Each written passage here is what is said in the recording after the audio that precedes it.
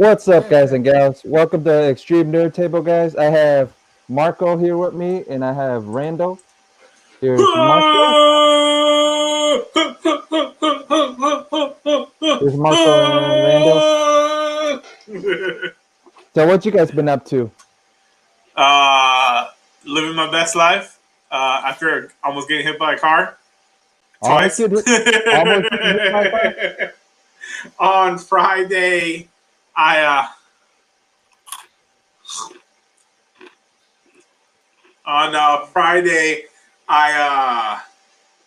was walking back from the gym because I walk to the gym and then I work out and then I walk back home. So Friday I was walking. Jeff Frozen. Jeff's frozen. All right, it's just me and you, Randall. Hey, Randall. Oh, Randall's frozen. Damn, Randall's frozen too. Am I the only one? Oh no! I see Randall putting something in his mouth. Oh wait, it went in his mouth. It's slowly. It's moving. He's moving like at 10 frames a second. But there it goes. No, I don't know if it's working. Is it working? Yeah, there's Randall. Where's Jeff?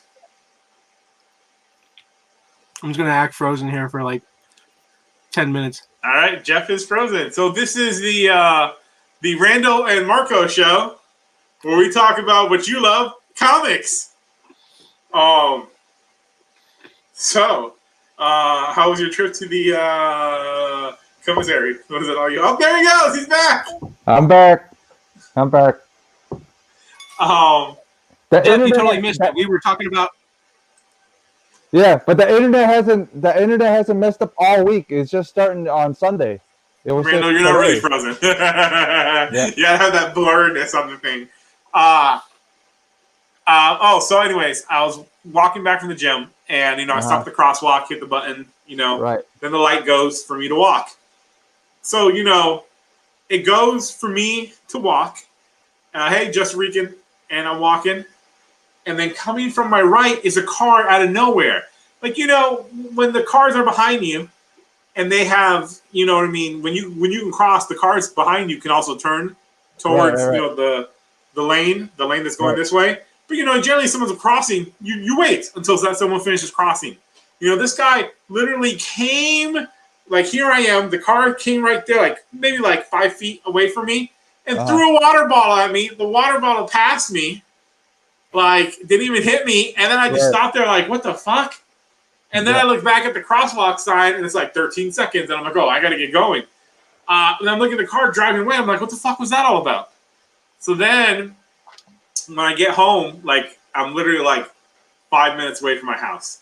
Like, and I'm crossing, here's the sidewalk, there's the sidewalk. I'm crossing the street. This car is coming down. So I'm like, oh, shit. I pick up pace. And I hit something. I don't know what. And I eat pavement. Just skidded across the pavement. Right. And literally, as I was so pissed, I was cursing and like, fuck, God damn it, picking myself up. The guy was kind enough to stop. He's like, you okay? I'm like, yeah, I'm fine. And then he leaves. And then I looked down at my leg, and my leg's painted in blood. And then I was like, just slowly walking my ass home. And then I finally got home, and I was just like, what the fuck? Like, this was one of the worst like Fridays ever. What about you, Randall? What happened to you? I saw some stuff on yours. Oh, you mean from like last week? Yeah. Yep, car accident. I saw this like really big guy, kind of looked like Marco. Please, he doesn't want to tell you the truth. He was in the car getting sweet head from his girlfriend, and then he wasn't paying attention to the road. Yeah. His girlfriend Betty. There was from Ghostbusters. There was a bum on the road. Randall hit the bum, and then Randall freaks out, get out of the car. He doesn't see the bum, and then he starts driving. Then the next thing he hears a noise. He stops, looks under the car. The bum comes out. He's like, "Thanks for the ride, Randall." You ever seen Creepshow? What you don't know is thanks for the ride, lady. What you don't know is that these are all stories that Marco is going to be planning to put into his new comic book. These are all did you hit a deer? No, it was a coyote. It was a coyote you hit? Yeah, I was going 65 miles an hour. It did that much damage? 65 miles an hour. Oh, okay. That's why I did that much damage. Yeah, Why oh did you yeah. go- I mean, oh, you were on the He highway. says 65, but he's probably sitting there bumping movie orchestra music, and he's like, "Yeah, just love Back to the Future, so good." Ah! I wish. That's all it was. He was really going like 80, and then he's like, "What the hell is that?" He was like, "Is that a bobcat? A werewolf?" I'm going like I thought- 88 miles an hour, and I'm Yeah. like, "Great Scott!" Yeah, when you showed it, I thought Marco was with you at the time too. I'm like, oh crap. Oh no. I mean, Okay. it sucks because I was like, I hit him, Mm, came out of nowhere, and I was just like, like no time to react. right. I hit him, and and basically like I'm still driving, I'm still going, Right. and at this point I'm not going 65. I'm probably going. I drop it down to 60, then I drop it down to 55, then I drop it down to 50 Right. because I hear like weird noises the car's making. Right. And then I stop at the first gas station that I could find, which was like Right. not another 10, 15 miles after the hit. Right. So as I start to slow down, I hear like sort of like a grinding noise, like a like skidding noise. And hey, it's Comic Jesus. Good evening, everyone. It is your friend, Comic Jesus. Oh, hey, look, it's Comic Hello. Jesus. Hey, and he's Long just time no white. see. He's white, just like the fake Jesus. I'm sorry, but I am not white. I'm actually Hungarian. My last name is Guerreri. Oh, he's Eastern European. We don't like those people.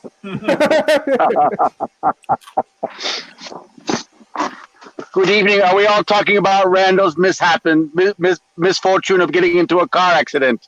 Yes, we're Pretty talking about much, yeah. we're talking about the bear he hit. The bear he hit or the coyote. Are you or, okay, buddy? I am okay. There was no physical injuries. Well, except for the coyote. He ruined his transformer. You know, I hope I don't think he'll ever be able to get a job at Acme ever again. Mm. Don't drink and drive. That's all I can say. Randall's drinking that moonshine. You know, he's half white. That half is redneck. So, you know. Oh no! Randall most likely had a big gulp in his center console, and it spilled, and that's what. a big gulp of moonshine. Randall like puts what's that what's the that red purple shit that they sell at convenience stores where it's like nothing but sugar. Slushies. Slushies, yeah. Randall like half a slushie, and then he's like the rest. He's like Southern Comfort.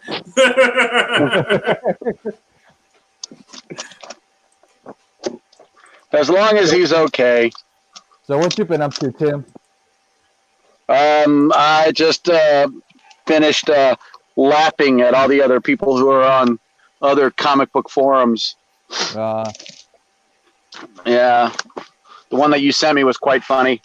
Yeah. It is what it is. Yeah. It is what it is. Lots of speculation, What you been up to? lots of excitement in the business, lots of craziness going on. They're ridiculous. Speaking of speculation, Yeah. when everybody went stupid over freaking Punchline, I'm like, come on, man. Everyone's like, it's the first cameo. Yeah. Gotta get it. And then people are selling it for $50. And what's his name? Hibbs, who owns, I think it's the Comic Experience in San Francisco. He's one of the big retailers. And he had to put out a thing where he was like, if you come in for this book, you're getting one. And that's it. We're not selling you 2, 3, 4, 5 just because you want to go flip the book. He's like, I'm tired of selling these books to you guys that just want to flip it, and then you don't really care about reading these books. Right. You know? Just because like someone's like, oh my god, it's going to be the hot new character. It's the anti Harley. That's basically just their way of saying, listen, we're not in business to make you money. That's all it is. I mean, if it's just ridiculous for a character that's like, I don't know, man. I mean, the character could be good in the long run, or could just be crap. You sell a book for $50, and then people buy it, and the next thing you know, in a year down the line, it could be worth $5 again. It'd be hilarious is if the real twist is that at the end of the storyline, Punchline's like, I'm not really Punchline. And she like takes off the mask, and it's Dan Didio. That's so stupid. You know, you almost had me there, Randall. You almost had me there. I would have said that she would have pulled off the mask and it's Harley Quinn. Yeah, that's what I was thinking he was going to say. I thought he was going to say that, and it was just like, ha, I got you all with a Looney Tunes gag. But I will tell you, it's not really the store owners or the customers that are speculating, or any of these other websites that are going crazy over this. It's really and truly, I blame it all on DC. DC shouldn't have announced it. DC should have let the event happen, and then it would have just been one of those things where, oh, you missed it. Well, maybe you should be paying more attention to our books and collecting a little bit more of what we have out there, because you're never going to know what's going to pop up in a new issue. Because not only did they say that the cameo was in a specific book, but they said that Hell Risen's supposed to be her first full appearance. But now DC's rebuted that. They're actually saying it's a second cameo, and that her first full appearance is going to be Batman 92, which was supposed to have its own cover, and 94 was supposed to have an Art Germ cover, and now DC's pushed the 94 cover to 92 that Art Germ's going to have. So then DC they're manipulating. They're trying to rescue what they can rescue, because there's a lot going on at DC right now, and Dan Didio is the one that felt it. And as much as I wasn't a big fan of Dan Didio, I believe that there are going to be some big changes going on. Jim Lee just stepped up and said, "Yeah, I'm going to do this all on my own." Yep. He was like, I'm the king now. Yeah. Did you hear the Rob Liefeld rant? I mean, did you hear when Liefeld ranted about it? Like, which rant? Like, I love Rob Liefeld, but he rants about a lot about DC lately. So yeah, because about how he loved that. Let me tell you, Rob forecasted this last. Yeah. It's like, so as crazy as Rob Liefeld is, he kind of knew this was happening. So now it makes me second guess and go, maybe Rob's not that crazy. Maybe he's well connected and well informed. Well, Rob comes from everything. There's a lot of people they're like, Rob Liefeld. But the thing about Rob Liefeld is he comes from a lot of it from the side of being a fanboy. You know what I mean? Like, even if you look at his whole career, it's it's a fanboy that made it big at such a young age. So when a lot of people even when I was a teen, a lot of people were like, "Oh, this Rob Liefeld guy, this Rob Liefeld guy's a dick." I was like, "Yeah, you give me millions of dollars at 21 and see if I don't be a dick." You suddenly go from being a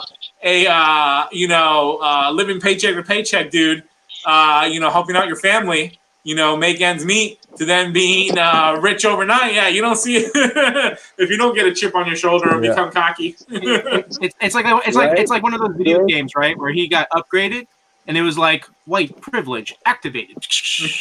I don't think it's so much white privilege, because he was just that dude that really wanted to be in comics, and he went to the conventions, and he got lucky. I mean, it was talent too. I mean, the man basically looked at New Mutants and he's like, why did the New Mutants look like they're not even dressed like actual teenagers, and changed the way they looked.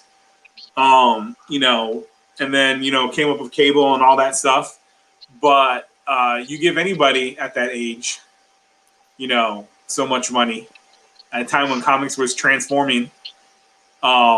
Before the internet even existed? Well, no, the internet did exist, but it just was moving. No, it didn't exist. Yeah, but he was blowing up. Remember, late 80s is when he got onto New Mutants. I think Rob was one of those rare occasions where he was in the right place at the right time during the right, time in the industry, and it was just one of those things where he just kind of fell into it. Now, when people fall into things like that, normally their talent will carry them through, but because Rob had limitations, he kept kind of staggering. He's still a talent, don't get me wrong. He still can sell a book. He's going to be doing that new Snake Eyes book. They were touting that. IDW was touting the new Snake Eyes book. I'm like, oh, okay. Let's see how much he gets done. Hopefully he'll get all 6 issues done before they. I think the first one. I think because I remember they announced that, I think it was summer of last year. And then they didn't say anything for a while. So I think he's been working on that round the clock. I'm pretty sure if he's probably already got half of it done. Because I remember they announced it, and I was like, awesome, and then they said nothing. And I was like, is this book coming out anymore? And then they said the other day, like, it's coming out, and I was like, yay! And I was like, that means like they were like waiting until pages were in, and then they were like, all right, we got at least 2 issues in or 3. Let's talk about it, which is understandable. There's even people that like, who are what quote unquote, because art is all subjective. I mean, there's pop art that I think is trash. That's in museums that I'm like, this is garbage. But there's like, artists nowadays that, when they go creator owned or when they do something, even Marvel and DC are late now. Remember when Marvel and DC were never late on a book? And maybe just because we didn't notice, but I remember in the 90s being like, hey, there's books in, month out. There is no delay. Oh, look, here's a fill-in. The only thing I would hate is when, you get the fill-in writer and artist and it wasn't like a good artist and you're like, what the hell is this crap? Well, we also had good editor-in-chiefs. We also had teams with bullpens where they would get together and they'd toss ideas around and not reject anything because of, race, class, or gender. And they weren't worried about being inclusive. They were just worrying about the deadline itself, and they would create things. And I wish people who were. I tell people I wish I came into comics in the 80s or the 90s. In the 90s, it would have been sweet because, like, I would have just been like, I don't care. I would have been a coattail rider on those artists in the 90s. Sure. I would have been like, let's go to the promised land. I would have rode coattail. I don't care. I remember Image in one of the long form documentary on Image Comics, not the sci-fi one, not the Robert Kirkman one, but the one that was done independently. I remember the Image creators talked about that they had invited, and I remember they said in interviews, they had invited writers from Marvel to be like, hey, join us. We're going to go do this. And then they were like, no, they didn't want to take the risk. I would have been like, let's go. I'm ready. Let's jump ship. Screw this. Yeah, I agree with Marco. Like, I mean, shoot, like when that these guys are like banking, like that they're selling so many issues on their work. That they're hot. That they're popular, and they're like, hey, we're gonna go start our own business. You want in? I would have been like, yeah, let's do it. And yeah, I mean, like, look how it's turned out. Look how they're all doing well financially. They're all still working. They can work anytime they want. They can take a break for 5-10 years and then come back as if, I mean, the comic book business, of course, changes. Like, like nowadays, like 100,000 copies for one title is considered a lot. When these guys were working, 1 million copies was almost the normal for a hot book, So it's like the times have changed, and it's like, I don't know, man. There's so many factors involved. I tell you what, though, I would have loved to have come up either my 3 top eras would have been 70s, 80s, or 90s, because the stories you hear about how people got in where they just showed up and they were like, hey, trying to get into comics, I'll be an assistant, I'll do anything. Devin Grayson's, when she got in the 90s, was basically like she called DC's offices. You know what I mean? Because she was a fan of the Batman the Animated Series. And then she got into comics through that. Yeah. And then she started writing. And then she contacted DC. Like, you contact DC today? They're like, who are you? She contacted them. She got, I think it was an email, or they transferred to one of the editors. She talked to one of the editors. They're like, hey, send some samples here. I think it was. I forget, but it was such a, when you hear those stories about how people got in the back in the day, there wasn't this ridiculous barrier. It was like, yeah, we got stuff we got to fill. We got to fill in issues. We got to do backup stories. We have room. Sure, if you can do it, bring up your stuff. The stories you hear in the 70s, 80s of writers and artists, and then it just seemed like there was way less barriers, and it was just like. It was like newspapers back then. Like they had to put out the books. It was all about putting out the books. Yeah. It wasn't about trying to make high art. Putting out the stuff. I feel like before comics like blew up in the 90s, like comic books weren't like, they were still popular, but I don't think there were like a lot of people that were like, hey, I want to be a comic book writer, or hey, I want to get into comics. But I think there was more people that wanted to be artists than writers. So anybody, I think, in that time period, like before the 90s, like they wanted to be a writer and they called up and said, hey, I want to be a comic book writer. I'm sure like some of the editors were like, why not? We need some more writers. We got plenty of artists. we don't have enough people that are coming up with stories, not enough people that want to write books. And then when the 90s came around and comic books just blew up and was huge, I'm sure that's when they got a wave of people that are like, hey, I got an idea for a comic book. And you saw like a huge boom in independent comics.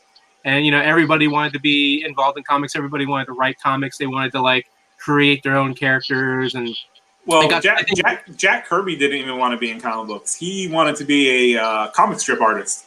Yeah. He wanted to draw comic strips. That's where the money was. That's where the business was. If you got a popular syndicated comic strip, you went on to make a lot of money. You know what I mean? So that's what he was trying to be. And he even had some comic strips he did back, I think it was in the 50s.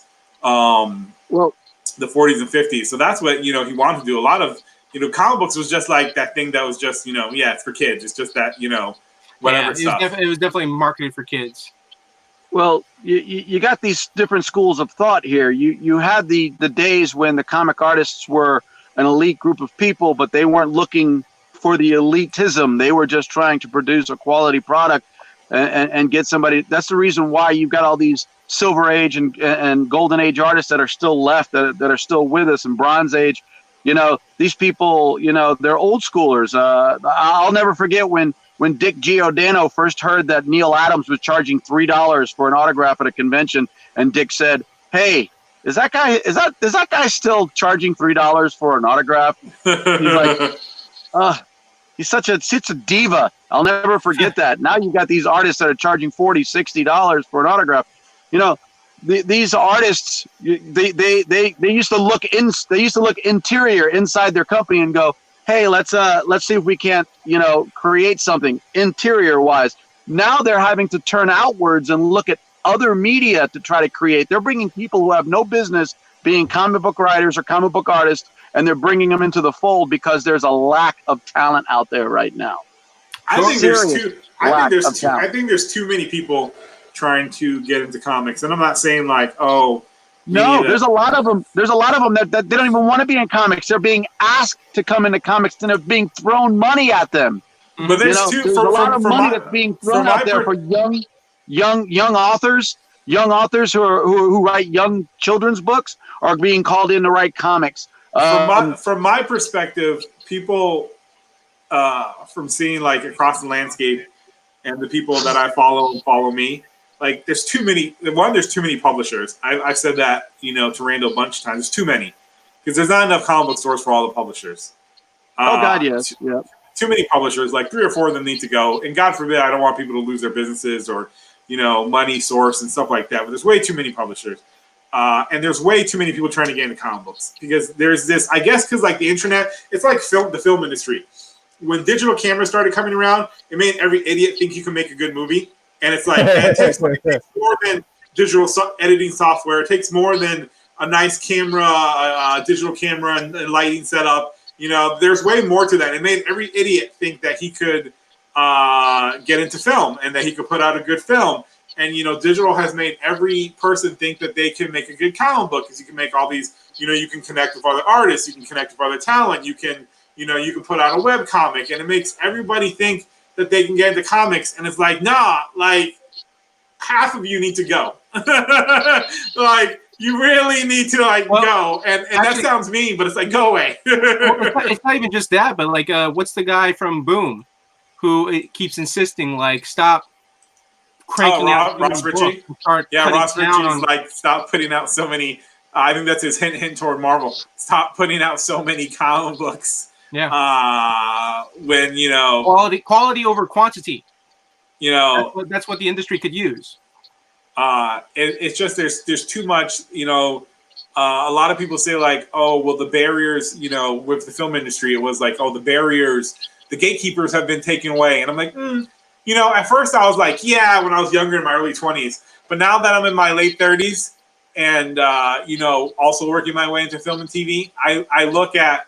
Like tomorrow, I have a meeting with an animation company, and one of the things I always said to I have a friend who directs music videos and commercials, and he's worked on TV in New York. And one of the things I said is screw that. I wish the gatekeepers and the barriers were up because you know why? Cream always rises to the top. Quality always. Now you have any asshole that puts out a film, and so I hear from everybody that I know in film who's been in the industry for 20, 25. 30, 10, 15. So many people are cranking out stuff that distributors are screwing people or deals. It used to be when you got something option, you got you get like $15,000, $20,000, $25,000 for something option. Now option payments are as low as like $8,000 and maybe as high as like 15 if you're lucky. There are many companies that won't even pay you for an option. They just option it and they'll be like, oh yeah, and this is the stipulation of the contract and how it goes. And I should know because I had something option, which is now that's one of the meetings I'm having tomorrow with an actually good animation company. But I had something option with a film company like 4 years ago with a company that did that whole like, oh, we don't pay upfront money and all that. And so we just wrote out the contract until the year and a half was up, and then we didn't re-up with them. But because there's every single asshole out there wants to get into film now, so they're just like, yeah, I'll take an option, whatever. I don't care if you're not paying me up front. It's like, no, you're screwing everybody else. Yeah. If they don't pay you for an option, say no. I'm not gonna sign that option. Yeah, it's obvious. It's all about. It's just pumping out content, even if it sucks, even if it's bad. Pump out the content. You have so many direct-to-DVD films. I just saw a trailer for a movie with Ben Schwartz, who voiced Sonic in Sonic the Hedgehog movie. Now that's a movie that's doing well, right? And he's a part of that. He voiced Sonic. Then he's got this like small independent film, which isn't even going to get theatrical release, as far as I know. It could be limited release. I don't know. But when you look at the tone of the film, when you look at it, it's like straight to DVD, like low budget. And of all people to be a part of Ben Schwartz's film, freaking Billy Crystal, and it's like a dramedy, like, about stand-up comedy and about like, what am I going to do with my life? And like you have these two guys who kind of are going through the same situation. Regardless, whatever that story is, doesn't matter. I remember the days of like when Billy Crystal did a movie, it was advertised on the big screen, boom this, boom that, Now Billy Crystal's like doing a straight-to-DVD film, And but Billy Crystal might only be in that movie for like 10 minutes, and he was probably paid a lot of money for that 10 minutes. No, dude, he looks like he's in like half this movie. Dude, that's what every direct-to-DVD, what's his name? Bruce Willis? Bruce Willis. Every Bruce Willis, you can tell he's barely in the movie. No, man, there's a lot of those trailers where they make it seem like Bruce Willis is in that movie. And I remember my dad was watching one of those movies the other day, and Bruce Willis is in that for like 10, maybe 15 minutes tops, and they paid him because one of my friends who's a producer of film, he was talking about these guys. They go in, they do their scenes. Maybe it's a day or two of work. They're like, look, it'll take you like 2 days to shoot these scenes. And then Bruce Willis will get paid like $1 million, $2 million, depending on what the budget is. And you know why they get him? Because overseas distributors. They're like, well, we'll pay this X amount for this movie, because you have Bruce Willis. So that's why he does so many of those films. And then slap his face on the cover or the poster, and then people are like, oh, I love Bruce Willis. I'll go ahead and watch that movie. And they're like, what? He's only in it for like 15, 10 minutes. Oh, man. And then, Billy Crystal, Ben Schwartz could be his godson. You don't know. But all I'm saying is, like, you're seeing, like, all these, like, and because of, like, because you have companies like Netflix and Hulu, they've changed the game, like, they're making their own films. And, at least Netflix is making, like, big budget films, that you can watch. But I remember the days when Netflix first started, and there was some god-awful garbage on there from independent filmmakers. There was stuff that you could tell was shot on video. It looked like it was. There was one on there that was me and my friends used to watch when I lived in Texas for the fun of it. That looks like it was shot on VHS. This was like. I just was watching last month. I was watching the Dragonheart series that was on Netflix. They had all 4 movies on Netflix, and believe it or not, the first movie is okay. The second movie was okay. The third and fourth were the best. Third and fourth movies were filmed in like New Zealand and Great Britain, and they were fantastic. If anybody out there who are Dragonheart fans, go see 3 and 4. However, Netflix set me up because literally the next week, guess what came out on Netflix? Dragonheart 5, The Vengeance. Dude, and that was even really good too. Let me tell you what, if I was working in Hollywood right now, you know what I'd be doing? I'd be like, listen, guys, we've got how many Dragonheart movies? Oh, if you're going to say remake, there's already been talk of remake for the first one. I'm like, we got how many Dragonheart movies? Now, how many Scorpion King movies do we have? All right, guys. Oh, dude, they have like... Crossover. No, let's do. They're not even the same time. One's in like ancient Egypt, the other one's in medieval times. And that's how Sharknado got made. Right? Mm-hmm. And look how Mhm. Sharknado's turned out. It's been a. Yeah. I'll give what's his name's props because I remember a lot of people were like, "Oh man, poor Ian Ziering," but I remember finding out in a thing that they did on the film on one of the horror websites I follow. He got paid like six figures. It was something like I think it was like 200 something thousand or something like that. It was like a ridiculous fee for that movie. And I'm like, hey man, they're paying them six figures to do freaking fake CGI shark coming at you. You know what I mean? That's paying that high California property taxes. You know what I mean? If I were a celebrity, I don't care how horrible the movie is. I don't care how bad the work that I get, as long as I'm famous enough that I can go to comic book conventions and I can sign Tim's signatures and make money. I'm set for life. You do like one decent comic book TV series, and you can go to like conventions and just keep signing. Let me tell you something. You have no concept. You have no concept of what it means to be set for life. You're living. You're thinking with the budgetary ideas that you have right now. Believe it or not, they require much more income. That's the reason why they do things on the fly and so cheap.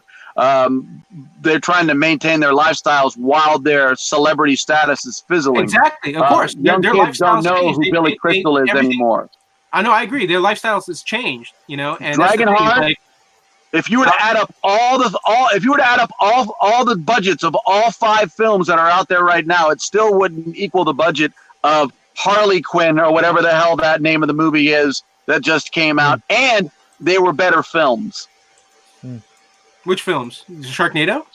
No, the Dragonheart films are every single one of the Dragonheart films is much better than that Harley Quinn suicide mess that just came out. Ooh, I don't know about that. I don't know about that. Statement.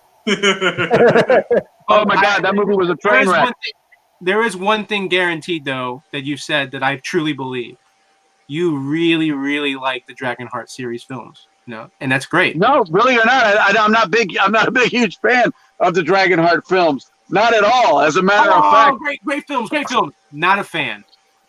Well, he didn't say they were great films. He said the first one was okay. He said the first one was okay. The second one was not that great. And the third I never heard of that.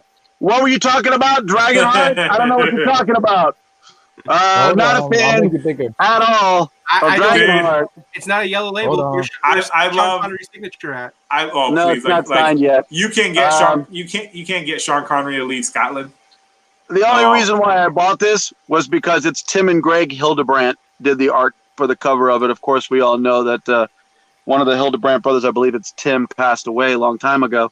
And this was one of their last collaborations that they did. It's not even issue 1; it's actually issue 2. The first issue didn't have this one was just a beautiful cover. Yeah, I still love. I have met Dina Meyer, right? Dina Meyer was one of the actresses. Mm-hmm. That girl. And I also met Brian Thompson, and Brian Thompson is the guy who he was the bad guy in Cobra. He was in X-Files. He also played the bad guy in this film here. But this is going to be a nice piece because I actually got Tim and Greg's autograph on a card that I have. I had the pleasure of meeting both of them before I believe Tim passed away. I got 2 8x10s of Dina Meyer and Brian Thompson that's going to be matted with this. Nice. So when I get around to it. But no, I do like the Dragonheart films. I like the original one. I didn't even think about watching the sequels because I thought they were going to be cheap to home video. And believe it or not, they're pretty good production quality, especially 3 and 4. They got a pretty good budget. They have. They were giving more money out because I started reading about because I still like the first one, so I was reading about the sequels. So the second one is but the third and fourth are really good, and they're tied in together, so they're all part of the same continuity, which is really good. We're in Dragonheart. You've got Patrick Stewart doing the voice of the dragon in 3. Who did the voice of the dragon in 4? 5. You want to see inclusion? 5? You know who does the voice of the dragon in 5? Tom Helen Clancy. Bonham Carter. So when It's Dragon a female dragon. Oh It's yeah, the but female dragon. Yeah. Oh, okay, that makes sense. That makes sense. When Dragon- They're not doing a whole lot lately. when Dragonheart 1 came out, I lived in New York, right? It was like a month before we were moving to Puerto Rico. Because my father, they were like, he was in the military. So they were like, all right, you know, we're sending you somewhere else. So I cut school because, you know, there was like 3 weeks left. So I was like, I don't feel like going to school today. Went to Chinatown to the arcade, a really popular arcade that doesn't exist anymore. Was playing the arcade, and someone taps me behind the back. And I turn around, I'm like, who the fuck? Hey! And it was a friend of mine from junior high. At the time, I was going to high school of art and design. And he was a friend of mine that was from Yugoslavia. And I was like, holy crap, what are you doing here? And he's like, I didn't feel like going to school. So I was like, that's why I'm here too. And it was great. And I was like, oh, you know, what are you up to? He's like, you know, gonna go join the military. And I'm like, oh, that's awesome. He was gonna join the Marines. I always wondered if he's still alive or if he went over, you know, when the whole 9/11 happened, and then a few years later when they went over to the Middle East. You know, it'd be crazy anyway, if he was in Dragonheart 5. But anyways, we were at the arcade, we played games for a while, and then he was like, hey, do you want to go to the movies? And I was like, sure. He's like, let's go to the Jersey Mall. So downtown Manhattan, they have a train that you can take that comes right under the Jersey Mall. So we went to the mall, and then the first movie, Sean Connery, Dragonheart. So we went to the Jersey Mall, and you know, we went up to the movie theater, and we saw that they were playing Dragonheart. So we were like, screw it, let's watch Dragonheart. So we went and played the old 4 people X-Men arcade game. You know, 4 people can play on it. We played that until the movie started, and then we went to go see that movie. And then afterwards, I went home, and that was the last time I saw that old friend. But so there's one of those great memories of, like, you know, cutting school, going to do something, running into an old friend, going to see, you know, what ends up being a movie you really like. Yeah. And then, you know, later on when 9/11 happens and all that stuff, you kind of think about those old friends, you know, like, I wonder if he's still alive, if he, you know, if he lived or not. I have another friend who joined the military, and I remember, I think it was like 2005, he was joining the military. I remember he had finished college, got a job, really wasn't going anywhere in the job. And then his mother, who was in the military, was like, you're going into the military. And I wondered about him because he was a really good friend. Because when I was living when I was living in Brandon here, in Brandon, Florida, he would come up to Kissimmee with his family, and then he would come down and visit. And I knew him since high school. But then, like, after that year, every time I emailed him, he never replied. So that's one of those, like, great, he might have died in the Middle East, and I'll never know. Yeah. So it's a weird thing. You can always Facebook him. I did. I found what I think is his Facebook, but he doesn't reply. I've tried his old email. It's weird. But, you know, the whole point of these stories, not to depress people. Maybe he's more of an Instagram guy. The whole point of these stories is how we connect pop culture to certain memories. You know? Sure, absolutely. And what they, you know what I mean? It's interesting how pop culture gets tied to so much, you know, great memories or sad memories or wonderful memories. Something that people used to, you know, make fun of or be like, oh, it's a bunch of bullshit, you know, but it really does tie a lot of great memories to you. And it's really like triggers, you know, stuff that you might have forgotten. And then you see something and you're like, oh, yeah, that time with friends. So it's very interesting about popular culture. Well, one of the things I really liked about Braveheart, and I think one of the, you know, sorry, not Braveheart. Dragonheart. One of the things I really liked about Dragonheart, which to me, in my opinion, solidifies it as the best one out of all the films, it's the music. Like a beautiful, beautiful score, beautiful soundtrack. And, like, you know, Michael was saying, you were listening to the soundtrack and it hit that damn coyote. Right? I bring up pop culture and how it ties into beautiful memories. And Randall's like, whatever. Anyways, what I like about that movie is that score. Yeah. Well, what the? That score is more beautiful than anybody's friendship. That score is in all 5 films. Is it really? Oh, you mean the theme? The theme is on all 5 films. Yeah. Okay, that's good. Dude, That's good. I remember that theme was so popular they started using it in trailers to other movies in the 90s. Oh yeah. Remember that? Mhm. Like, every time it gets to that crescendo, they would always be used in movies that had very uplifting moments. So every time in the trailer it got to an uplifting moment, that song would come in and you'd be watching the trailer and be like, maybe this might be a good movie. Oh yeah. No, that's like I remember like what was it? There was an Asian film, not Asian. It was an American film, but it was about the Asian Twin family. Brothers. Huh? Twin Brothers? No, the Joy Luck Club. Joy Luck Club. Yeah, and I remember the trailer for the Joy Luck Club, and when you see the Asian girls like arguing and fighting with each other, and then they're crying, and then all of a sudden you hear the music from Dragonheart, and it's like it's a tale of family and love. And, How is that possible? Joy Luck Club came out 3 years before. Crying, like, Joy Luck Club came out in 93. He doesn't How know is his that movies. Dragonheart theme in Joy Luck Club when Joy Luck Club came out in 93? He doesn't was know it his movies. 93? Yeah, Dragonheart When came out in was that 96. 96. Okay, so maybe it's another Asian film, and I just have the names mixed up. I think it's Well, the one that I remember- I think it's the one that Comic Jesus said, and you're just like, Joy Luck Club. I remember the film Twin Brothers. It was about two tigers. Yeah. It was about an Asian family who adopt two tigers, two tiger babies, Yeah. and that had the soundtrack to it. And it was I was watching people cry in a trailer because of that damn film. Yeah. Who here is going, because me and Randall might be going, it's still up in the air. It's a 50-50 thing right now. But who here is going to MegaCon Orlando? I am. Oh, I'm going. For 4 days. Yeah. So me and Randall, it's 50-50. We're seeing, because he's going to be applying for this job, so we're seeing how Don't jinx it. that works Don't out. jinx it. Fingers I'd like crossed. to go on Friday. So Saturday. but they have a lot of people, and one of the things I want to do during this chat is go over some of those people, not all of them, because there's too many to go through. John to talk Romero about. Jr. Yeah. But Brian one of the guys they had, I mean, he's technically not going to be there because he died in February. Was Nicola Cudi, who created E-Man. And I was telling them, E-Man Charleston character that he later got the rights to.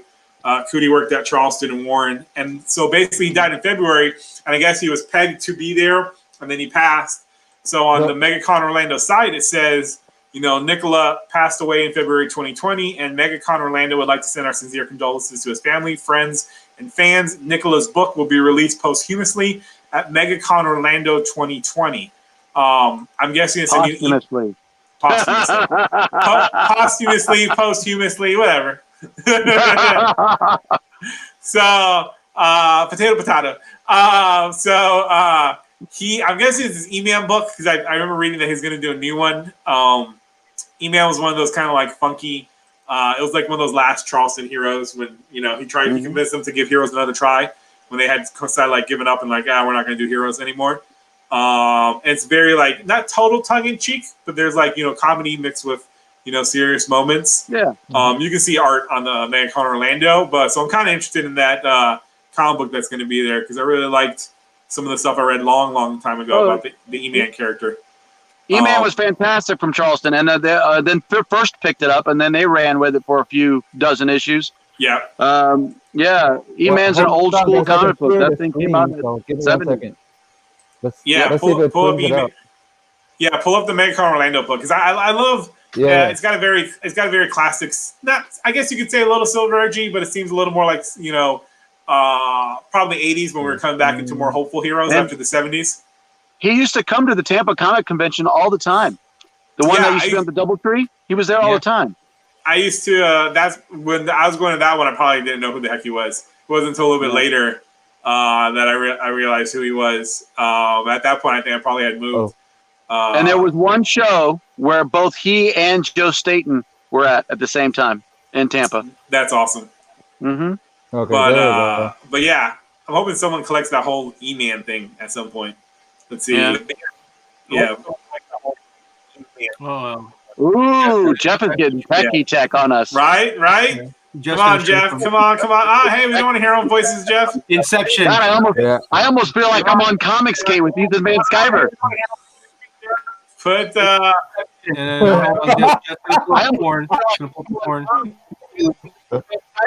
Jeff, we're hearing our own voices. Come on, man. Echo. Just gonna pull the horn. Yeah. We're Echo. doing a comic porn. Jeff, it's MegaCon Orlando. It's MegaCon. What are you doing? It is. It's not. It's Just kind of like one of those like not slow showing up. computers, I think. Right? What do you have? What are you pulling? Like 2 megabytes up, 2 megabytes down? Yeah. And your computer won't let you do it. It won't let you do it. Come Here, on. open a new window. It won't let you do it. Open a new window. Open I a new window. did. It is. Change to Frontier or somebody No, has. you got 2 windows. Open a third window. Frontier or somebody No, has. you got 2 windows. Open a third window. All right. Go ahead. No. Joe said he's Did you delete the second Joe window? said he- Did you delete the second Joe Joe 4771 is going to MegaCon. Yeah. There we go. Should pop up now. I hope. Should it? Will it? Should it? Will it? Is it? Jeff's It's- processor is so old. You have to start it up with a pull string. With a pull string. Yeah. There we Hey. go. It's up now. Jeff, I see why it. are we hearing I don't know if you ourselves? guys can see it. Why are we hearing? I don't know. I really don't. Doobie doobie doo. Like, Look at all of us. lower Yeah, that's the why. no, don't mute. Yep. Yeah, there you go. Mute the thing so that we don't hear it coming from the YouTube. Yeah. I think this is the perfect time for me to go You grab a don't hear drink. it, right? I'll be right back.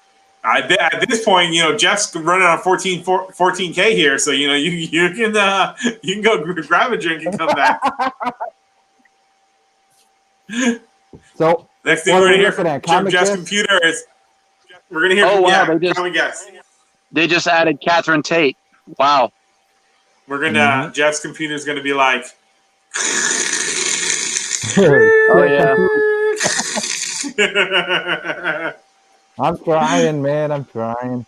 I need to update anyway. Jeff still connects his computer to the telephone outlet. Right? Jeff, Yeah, what do you got? yeah. I would get a thing to connect to the router to boost the signal. Unless it's running on the other one. Hold on. I can't see it anyway. It's all blurry. Yeah, why is it blurry? We're supposed to get Yeah. high def here, or at least 480. It's running. Hold on. It's running. It's running on. It's running in the when it's supposed to be running on the other one from the other bedroom. Did you just hear that? Jeff went like like Micro Yeah. Machine Man, Micro Machine Man, Micro Machine Jeff. Here, I'm Jeff. This is Jeff 813, Cantonese King, and we're talking about comics. Today's thing on comics is Sounds like he's like a news reporter from a helicopter.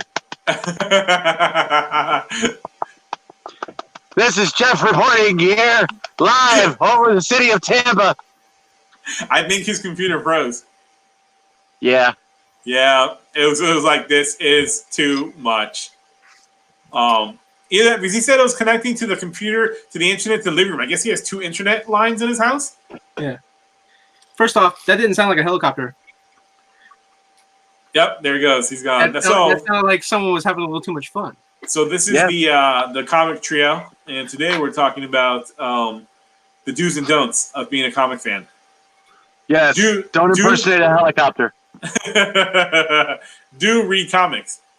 Don't be that asshole. What do you? Randall goes and gets a drink, and he's like, "Chips and dip. I might as well." Watching about Tostitos. Yeah, I'm back. He's like, Let's try this thing. I got into this habit Hold of on. like getting pretzels and dipping Let's pretzels. try it in queso. again. Since I moved the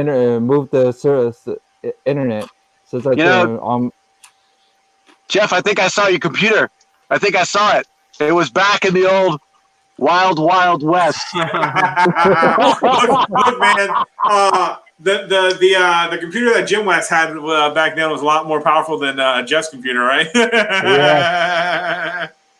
Like I said, I need to update, and then eventually I need to update it. I That haven't computer updated it yet. was built by aliens. Jeff's computer is built by You know what I think? Split by Koreans. Mine's split by I bet you. Koreans. I think it was Weird Science. Speaking of people who passed away this year, we lost Robert Conrad this year as well. That's what spurred me to buy this book. This is a number 2 Wild Wild West Gold Key, 8.0. So not too bad. It's off white to white pages, but I just love the back of this book. Has a beautiful image of the man himself. One of the best TV shows of all time. Yeah, the man used to do his own stunts too. I don't know if you ever seen the fall that he took, where he broke vertebrae in his neck and almost died and killed himself. But several months later, he got right back up and did that stunt again. And that's how much guts this man had. Robert Conrad. He will be missed, but he's probably up there with his buddy, and they are on adventures up there in their train, up there in the great beyond. Dude, that beautiful image, nice, beautiful gold key. 1966, this book was printed. 1966 of August. So this book is Bronze Age? No, gold. Silver Age, This right? 66, 76, 86, 96, 2006, 2016. This book is 54 years old. Wow. And it's an 8.0. That's a pretty solid grade. It's 4 years older than you. Yep, it's 4 years older than me. Yep. Steve actually brought a good idea out for us. Like since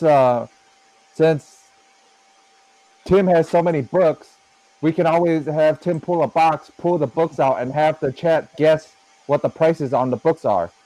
That's not a bad idea, because like prices are always subjective to desire and things like that. And like you'll pull the book out, have the chat guess, and then and we'll tell them if the chat's right or not, and we'll have Marco, be the judge, pretty much. All right, I got something that can top that, Tim. What's that? I have a book that is literally bigger than your book. Batman. Heavy. It's heavy. This is this Jim Lee extra large book. I want that so bad. So you're gonna get him to sign it at MegaCon? It's for a customer. This is actually a customer. So. Ask him if he wants to get it signed. Oh yeah, no, he told me he is going to get it signed, but I'm pretty sure when he gets this book and he feels how heavy it is, he's going to be like, "Oh fuck, I'm going to hate MegaCon." I mean, as long as what is that? Is that the reprints of his first series? Yeah, no, it's every. I think it might be almost or every single Uncanny X-Men book he did. Rando, before Rando gets crushed by that book.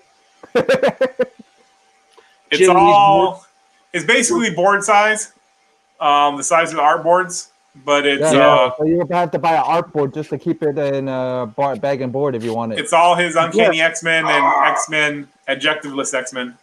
It looks like the IDW artist editions, basically. Yeah, but it's basically like the comic books, like when you read them. Hold it towards your face a little more. Yeah, see, look at that. It's basically like 2.5 Randall heads. What's the price on that, Randall? On 150, 199, $100. $100. Yep, that's not bad. Not bad. Is it color? Yeah. Huh? Is it color? Yeah. I'm pretty sure it's color. It is. I saw somebody I follow on Twitter was posting pages from it. It's in color. It's exactly just like the books when they came out, just in our board size. So you can see all the beautiful Jim Lee art, and then you can also see how comic books and you can also see how comic books back then were not decompressed and literally, didn't take you 2 seconds to read a book. Can we see the interior? No, I'm sorry. This is Rando talking about. He'll break a sweat opening the pages. Rando can't hold it up. That's why he doesn't want to open. But you know what I can hold up? This delicious Tostitos. And that's why he can't turn the pages. Huh? Tostitos made in New York City. Huh. There's better cheese sauce than that, man. Yeah. Better queso than that, man. What movie, Randall? Christmas movie was Robert Conrad in? Christmas movie. Yes. Oh shit! You thinking Jingle All the Way? Yeah. He's the officer. So that was, you know what? I knew he looked familiar. As soon as you said Christmas movie, I thought, old white guy. Old white guy. What movie has an old dude? White guy? I would live happily for the rest. I always tell people, it's never about like, for anything, whether you're acting, directing, writing. I mean, yeah, if you become big, that's an accident of life. There's no way to actually, there's no you like do this, and this, and you become a big star. But like, what I love about a lot of the actors back in the 60s and 70s, because my dad always tells me, he's like, man, you were born in the wrong era, to go into film. But what I like about a lot of the guys, because I watch my love of a lot of older stuff, movies is because my dad, 60s, 70s, 50s, action films, genre films, stuff like that, B movies.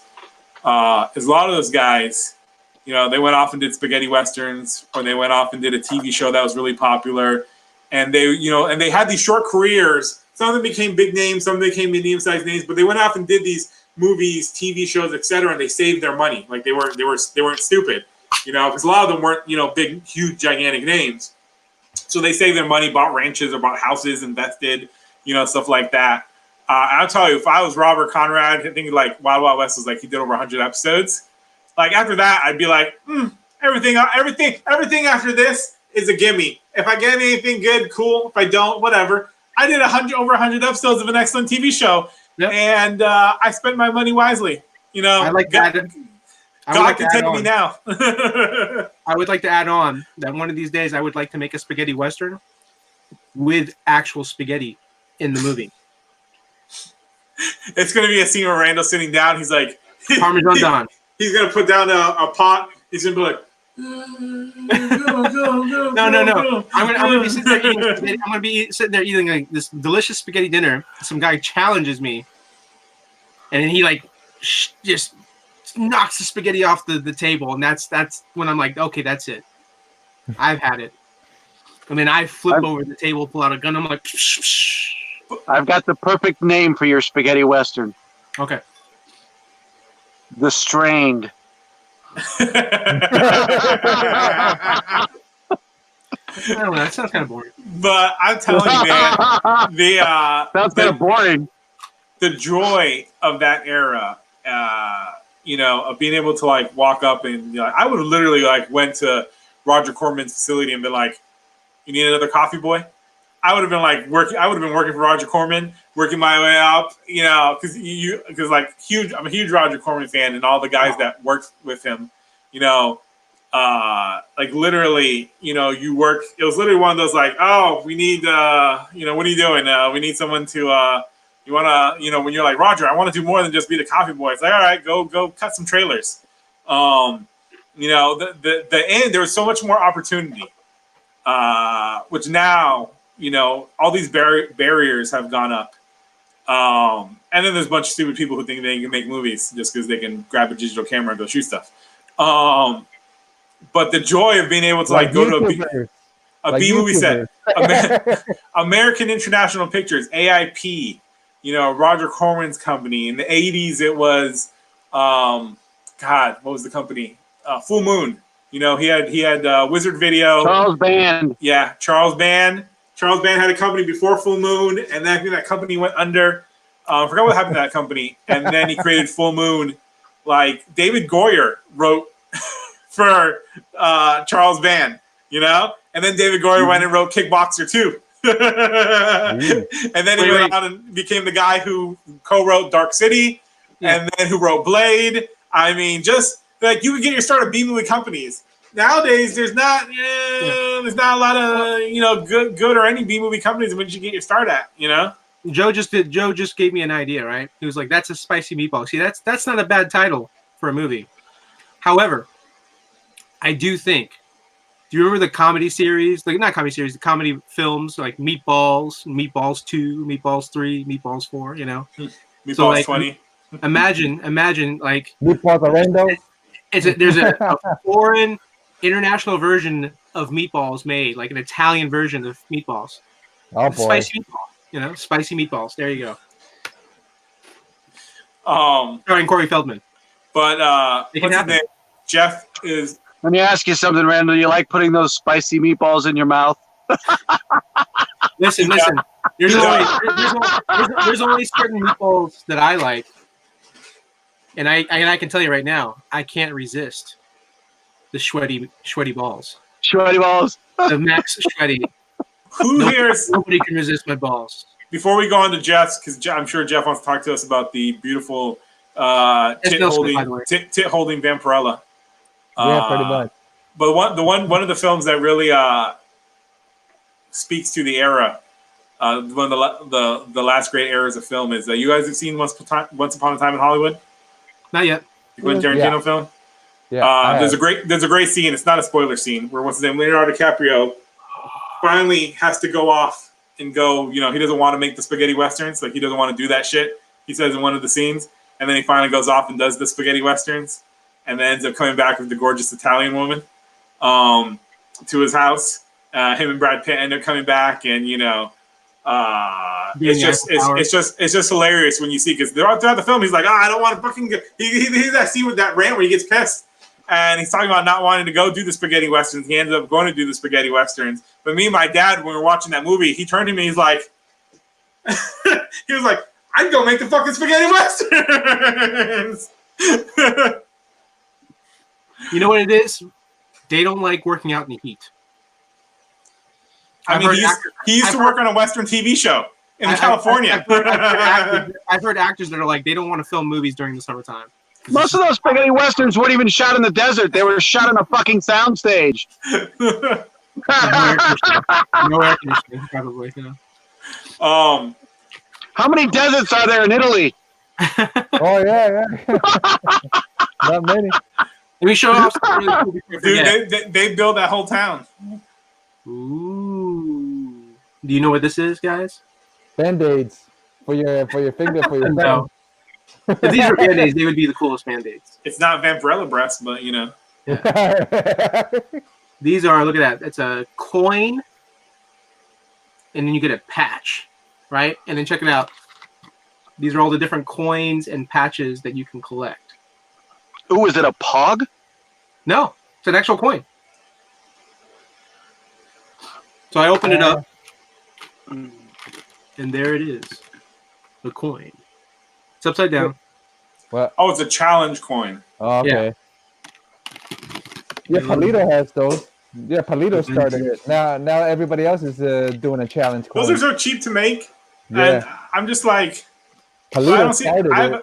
I have a challenge coin for an anime I supported that they re-released. But my thing with challenge coins, I'm like, they just stay in the drawer.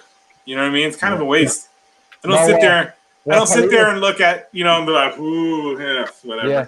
Palito said if you bring it, I forgot what he said, but if you bring it to his booth and show him that you're a challenge coin, you have a challenge coin or something, he'll give you something or something or another. Are you going to do that? Probably. They're Oh, yeah, trying to see if you're curious anyways. So I know, Jeff, you want to talk about Vampirella's breasts, so. Yeah, well, Carla Mistake. Cohan, the artist that did Look this, what I actually, got. Huh? Randall, the man's trying to talk about boobs. Let him talk about the boobs. Here we go. Well, into the- I talk about boobs every week. No, I don't. You guys talk over me all every week.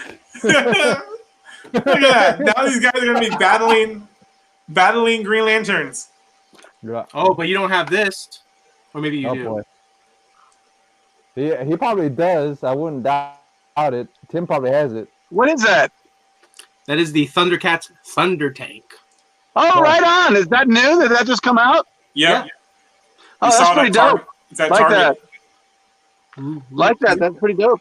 Gotta admit. That's The pretty dope. only McFarlane Batman I want is, did you guys see the pictures for Batman in the blue suit? Wait, I think you showed that before. I did. I've showed it before because it's right here. Ah. All right. I'll take that Thundercat and I'll up you a Thundar the Barbarian Ukla. Dude, Yeah, I need will those. raise you. I will raise you this. Oh, I've seen that. That's a nice one too. The battle van. Yeah, that's nice. But the Batman animated series Blue Suit that McFarlane is doing. Oh, That okay. thing I want. That's the only thing I want from that McFarlane DC line. That's awesome. The best Batman, Adam West. The best bat computer. Right? That's better than my computer. Some days you just can't get rid of a bomb. Yeah. Well, yeah, Carla Cohan. Wait, I got another one. Hey, Jeff, take over. Go, make it big. Yeah. Go, Jeff. Yeah, it's that Carla Cohan. It's a C2E2 exclusive. That's all. And it's 300 out of 267. So I know people want to see up close. 267 out of 300, you mean? Yeah, I got issued 267 out of 300. Yeah. Nice. Yep. Carla Dude. Cohan. Yep. Vampirella. She's gonna be at MegaCon, so I can't wait to get this artist to sign this cover. So I may grade it. Vampirella has done very well for Dynamite Entertainment. That was a smart purchase, a Yep. jealous purchase. Because if I was a man who had money, Yeah. the money to buy Vampirella, I would have bought Vampirella and owned that outright. Yep. Because that is an awesome property. Woo. I almost feel as if Harris Comics turned into Dynamite Comics. Yeah, I wouldn't doubt it either. And They then have I got- 2/3 of their properties. What? You'd be surprised. Steve actually AOK'd me the Jenny Frison Vampirella. So Nice. Nice. yep, they Like They that act- is such a great property. Like literally, and the way they reinvigorated it with Christopher Priest on the book, and then Yeah. bringing back Vengeance of Vampirella with Then I got Signowski it. writing AOK'd it again. too. Has DC ever done a crossover with Vampirella? Yeah, Batman. Oh, there Yeah. was No, a no, Vampirella? Catwoman. My bad, Catwoman. That's what it Okay. is. Catwoman. Oh, was it the Jim Ballant Catwoman? Yeah, Yeah, I That was got good. these. that was I a got good Catwoman book, and not because of the obvious reasons. Yeah, I got the slabs. So I got the slabs from the friends in Miami. Nice. Yep. I got a random act of kindness, pretty much. Like Steve, random act of kindness. This, and then I got, like I told you guys, I got my Grail issue number 2. I got Grail number 2 on Nice. my list. Yep. Grail number 2. Evil Ernie. Yeah, Evil. First appearance of Lady Death. First appearance of Evil Ernie. And this is a half. Only reason I say it's a half act of kindness because Steve actually helped me out with it, and the guys actually in Miami helped me out with it. So it's like a random act, pretty much. I'll take it as a random act of kindness. Do you But think? Do you think that they would do a spoof comic, like a They political? have. Huh? They have done it. No. Let me finish. Do you think that they would do a political spoof comic and call it Evil Bernie? I wouldn't doubt it. They've done No, it. but they should. They've done. Didn't Dynamite do a Barack Obama one? And Not Dynamite. Dark What the Horse. hell is- No, not Dark Horse. oh, you mean I'm Antarctic pretty sure Dark Press? Horse did a Yeah, Barack Dark Horse, Barbarian yeah. comic. I thought Dynamite did one too. Antarctic Press did one, and then they even did one of the AOC lady, that AOC lady, or whatever. Well, Well, Antarctic Press does a lot of those. You know, Yeah. they do Trump Space Force. They do a lot of those political ones. Someone's popular politically. They're like, what can we do to make money off of this? Well, Barack made the cover of Amazing Spider-Man. Yeah, Yeah. I remember that was big. Oh, yeah. Spider sense tingling. First Black Hat. Hold on. Man, I hope we finally see her like in the movies down the road. Yeah. Tim, The you should Batman toy. That was That's like what 20. That Batman is like what 2010, 2016, 20. yeah. These were pretty recent. This was a Mattel product. Came out in 2014.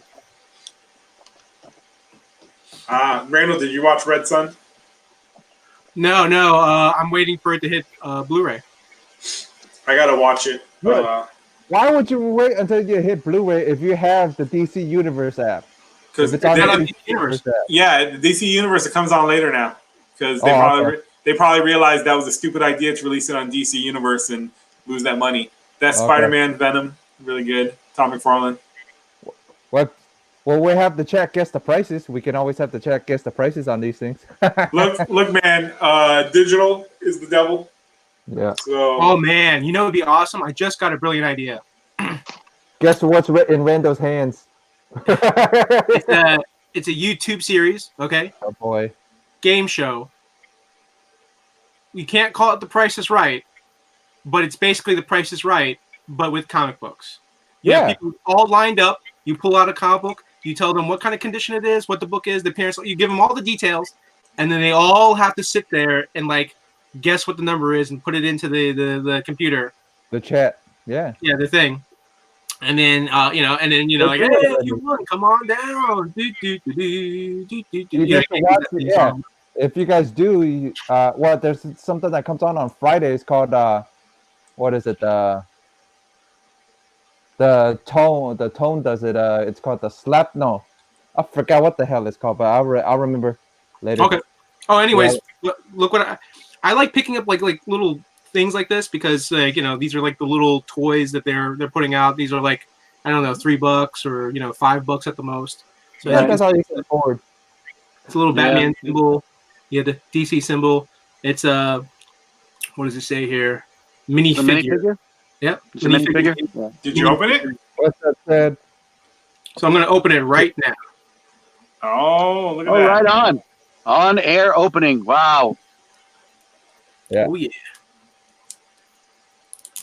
There we go. YouTube is 90. Wow. Yeah. Yeah. What's it's Chad, my boy Chad, that just had the. Oh, what could it be? What could it be? But the boy wonder. Oh, there you go. Damien. Hey, Tim? Justin. Which one? Just in time for his anniversary. Yeah, 80th anniversary. Yeah. Which Robin is it? Let's see. It looks like Damien. It just says Robin, but yeah, I'm assuming it's Damien because Damien's the current Robin. Well, the suit looks like Damien's. Slab down is 90 and 84. Oh, these Yeah, are pretty so nice. they do Not bad for the. Yeah, no. They do. Yeah, that's Damien. These two, they do it called the slap down. Yeah, that's Damien. It's Damien. Oh, hold it a little closer so see if it clears up a little bit so we can see. There you go. Yeah, there we go. Why there would we you go. hold his butt to the camera? Put his face to the camera, man. Why would you hold his ass Well, I to know the camera? I know it's Damien because That's, you can tell that suit. Tim never had a suit like that. Yeah, you Yeah, can tell. he's got the tunic. It's the tunic with the skirt. Yeah, That's Damien. the tunic, the tunic with the skirt. Yeah. Um, It's got the Asian ninja style tunic Yeah. that has the Tim Drake had those great miniseries: Robin 1, Robin 2, Robin 3. Mhm. yeah. Okay, Randall. So I Yeah, we'd love rather look love at the collecting Robin things. than I love collecting things that bring up history in the comic book industry. A lot of people just collect the comics themselves, but I like the ephemera of the comic book business. And I got a magazine, and this was in the magazine, and I was so glad because it is in beautiful, pristine shape. But this is an old catalog. American Nice. Entertainment. Nice. This was Comic Fest from 1993. Yep, and advertising the new Superman book that's coming out. This one's a beautiful cover. I thought Randall would appreciate this one. But you used to be able to order comic books. Is that Jurgens art or Grummett? Gromit. That's Superman. That's Grummett. Yep. And you'd be able to order comics, through their company, and it's just a nice little guide, and it would have like little things that you can check on. And I know you guys are thinking I'm crazy, but these first appearance things are going wacky now, where people are saying, "Oh no, it's Marvel Age," or "Oh no, it's the previews." "Oh no, it's the." Yeah. So I've got a lot of that kind of stuff, and this is another cool one. This is actually Entertainment This Month issue 50, and I believe they came out monthly. So this is a second year, but this one's got a nice. We got Asbat going on there. We've got another Yeah. Superman. Yeah. We've got the Pat Broderick Green Lantern, Nice. and we've got Death in Sandman. So that's kind of cool. And they're just really cool little catalogs that are real cool throwbacks. We've got Bane, breaking Batman's back. yeah. Deluxe book. Look, that you look can the order. best Bane, Valiant. the best Bane right now is the one that's on Harley Quinn. Love it. Oh yeah. I just saw. You can get a trade Caffeine paperback for is my reckoning. $7.95. He's like, caffeine is my reckoning. Yes, William, you are right. Chuck Dixon Robin was great. Chuck Dixon did an incredible Robin and Nightwing. Oh yeah. The His two shows I was His talking Nightwing. about, Who's the artist? his Yeah, Batman but was pretty good. My Chuck Dixon's Batman for me is, it's I enjoy it, but it's not anything that makes me want to run out and rave about it. But his Nightwing and Robin were fantastic. Scott McDaniel, man. Scott McDaniel was such a. I wish he was still doing more work. the two shows I was talking about, Randall, that was with your idea. It's called The Hunt and Slapdown. The These Hunt are- and Slapdown. Yeah. Oh, I have to check those out. So, on a quick note, anybody who's a fan of George Perez, he's going to be at MegaCon Orlando. Yeah. So he doesn't do a lot of appearances. Thursday morning, man, when we get, or Thursday afternoon when I get there, first line I'm hitting is Perez's line. And then John Romita Jr. is going to be there. yeah. I love John Romita Jr. because he's got the best mentality about being an artist in the comic book business. I In like interviews, his earlier art, but his newer art is a little wonky anyway, I think. when they would talk to John Romita, he's very much like this is a job. He takes it very much at it like this is a job, and I do my job, and he's got this very practical, just very practically minded attitude. If you were read an interview, he talks about his time in the business and stuff like that. It's just very interesting the way he approaches things. More different, it's more, I guess you could say, down to earth, more blunt because he's a New Yorker. So this thing is very look, man, this is a job. I do this because it pays the bills and stuff like that. Like, I'm sure he loves comic books and things, or he likes comic books. Yeah. But he comes from a radically different point of view than you see a lot of creators come from, which is interesting. Don't forget, his dad was in comics too, so he sees it different than somebody else that just comes into comics. You know what I mean? So he grew up around it. He grew up around these guys. I mean, and not to mention his dad was considered one of the big artists back then too. Right. So, to grow up around somebody that's like the Kuberts. How the Kuberts, they have their kids. Their kids were growing up while the Kuberts were just artwork after artwork after artwork with Marvel. In the 90s. I think it's more. I think the more better comparison would be the Kuberts compared to their father Joe. Yeah. And Joe, growing up, they grew up with Joe working. So that's But he's always has a very interesting.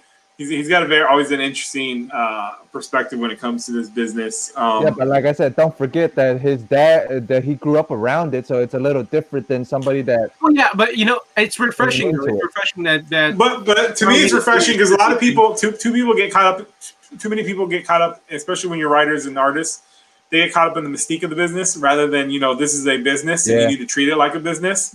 Yeah. You need to treat how you get paid like a business. You need to know that this business might be a business where you have a finite lifespan in this business, which a lot of people don't take into account. They just think that I'll end up becoming a big name, and it's like, yeah, you and 100,000 other people who also. Right. There's so many things. There's so many things. Like, I know that there are writers and artists out there that especially with the whole convention scene, they don't even get. You have guests that are invited to these conventions, and these guests are, they get plane tickets, they get the travel taken care of, they get their rooms, they get meals, and then you have comic book artists and writers who are somewhat fair name, almost big name, and like some of them, they don't get that treatment. They don't get the exact same treatment. They're like, oh, we'll give you a free table, you know, but you gotta fly yourself out there. You gotta pay your own room. You gotta do this. You gotta do that. You know, and so it's just one of those like people I think are under the assumption like, oh, if you're one of our big guests or if you're just a guest at a convention, like, oh, you're getting treated well. You're getting this. You're getting that. Nope. And it's not necessarily true. Not everyone is treated the same at conventions. Hey, Like the cosplayers too, man. Same idea. It's the Oh, there are cosplayers because they have so many followers and they advertise and they post. Yep. Like some of them are getting better treatment then than the ones actual that comic don't writers and post, artists. yeah. nobody should be treated bigger at a comic convention. Then comic then- writers and comic and artists. man. Artists, yeah, and letterers and colorists and inkers. They're the We ones who don't make see the that. funny. We don't honestly. We don't see a lot of letters, a lot of No. colorists at all at cons, man. And we need You more of see, them. you see colorists a lot in the 90s at cons. Yeah.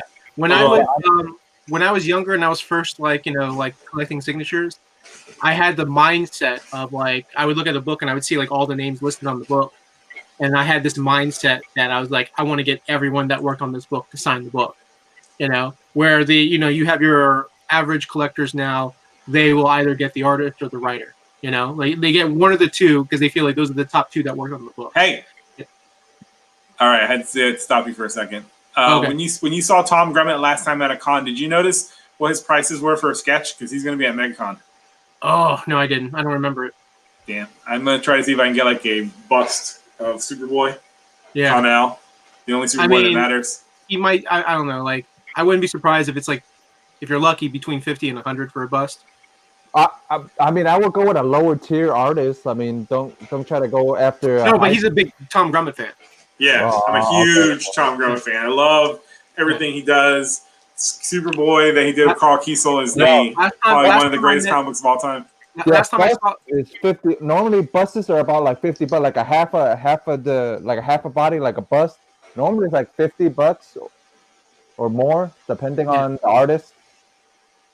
but no, like I 50 saw Tom Grummett like I want to say like 2-3 years ago, and I saw him at one of the conventions, and he was super nice. They were doing the Kickstarter for Section 0. Section 0, yeah, and I really dig the art on that story, and so I contributed to the Kickstarter, and they hadn't released the book yet. They hadn't like shipped it out to people yet. So when I was at the convention, I talked to Tom a little bit about it, and so he was like kind of like giving me like little details, like, oh, we haven't announced this yet, or like we haven't informed the people yet, but he's like the book's almost done. You should be start setting out like in a couple months. And I was like, oh, that's awesome. And so just chatted with him, and then I saw him like 2-3 times at the convention. So like the last time I saw him at the convention, I think I got like a Superboy comic signed, and then I think I bought a couple of the small like when they do the prints, the art prints. He had like small ones done, and so there was a small Superboy one. I think I gave it to you, Marco. Yeah, I still Yeah. have it. Yeah, yeah. It's in my Superboy Volume 1, and I don't think DC's ever going to do a Volume 2 or 3 or anything. So I'm going to have to like go get those issues and I don't know, get my own trades made. Yeah, Because yeah. DC can't get off their ass to release the damn whole Superboy run. Piss me off. Yeah. So the cool thing was when I told him, hey man, it was great talking with you. Yeah, I guess this is gonna be the last time I see you. At the convention. So I told him, hey, I hope you have a good time. I hope you have a good rest of the convention. And hey, thanks. Thanks. And he kind of just looked at me and he's like, well, since this is gonna be your last time, here you better take some of these. And so he gave me more of some of his art prints, like the small ones. And so I was like, oh, are you serious? Like for real? I'm like, oh, that's awesome, man. Thank you. And him, we were chatting about Section 0 because he mentioned that Section 0 was going to be done through Image, like they're going to like put it out the single issues. And Yeah. he was very adamant. He was just like, we just want it to be a graphic novel. I just want people to read the story. Like I don't really want to put it out in single issue format.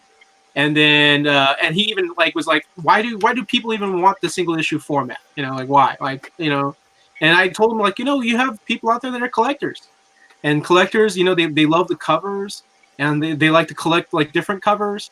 You know, so like, you know, they're just collectors. You know, they're fan of the art, or they're fan of the characters, they're fan of the book, and they just like to have that collection. You know, and what's funny was because he was very against it at first, and he's like, yeah, I don't know if we're gonna do it with Image. And he's like, I don't know. I know Carl Kiesel was 100% on board. It was Tom Grummett that was like on the fence. They did it. So hopefully, maybe after, you know, I don't know. No, they Maybe did it. It came out. Huh? It came out. It You did bought come the out. single It did issue, come out. yeah. What I'm saying is, before it came out, he was on the fence, you know. And so I hope that, you know, maybe when I said, you know, like, oh, there's fans and collectors, they love the different covers, they love the different books, you know. And so maybe he was just like, okay, you know, like that. He was like that. He's like that Randall guy. I like the cut of his gen. He convinced me. Yeah. I'm doing it. It came out twice. Yeah. The first time Section Zero came out, they only went 4 issues, Yeah. and for some reason it didn't end. And then just recently, last year, the second time they got the full 6 issues out. They lost their funding. That was when they had the Guerrilla Comics, whatever the company was had. They were being backed by. I think they were being backed by back then. It was a popular comic book news website or something. So I remember when that whole thing went down, and you know, and it was like, you know, Mark Waid, Carl Kiesel, Tom Grummett, all these like creators are going to Image, and everybody was like, oh shit, it's like all over again, but the writers, along with some cool artists. And then they lost their backers. Something happened. I think the site, some whatever. That was during the whole .com bubble boom, you know. So I think that played into them losing the backing, financial backing, and that's why I never finished. Yes, it did. Same imprint, Shock Rockets. Shock Rockets later then got, you know, released by, I think, fully released and then collected by IDW. But yeah, so hopefully I can get a bust from Tom Grummett. Graham Nolan's going to be there, but I don't know if Graham Nolan does busts. I know on his website it says he does single figures, but it's $400. I don't have $400, but I really like Bane. I love the whole Doc Savage luchador aspect of Bane.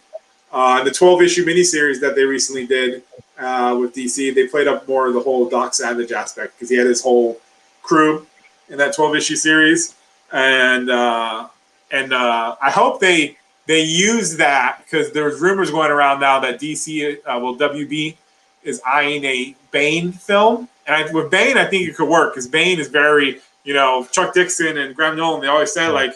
He was inspired by luchadors and Doc Savage. That was the whole point. It's the whole lucha mystique, Blue Demon, all that type of stuff.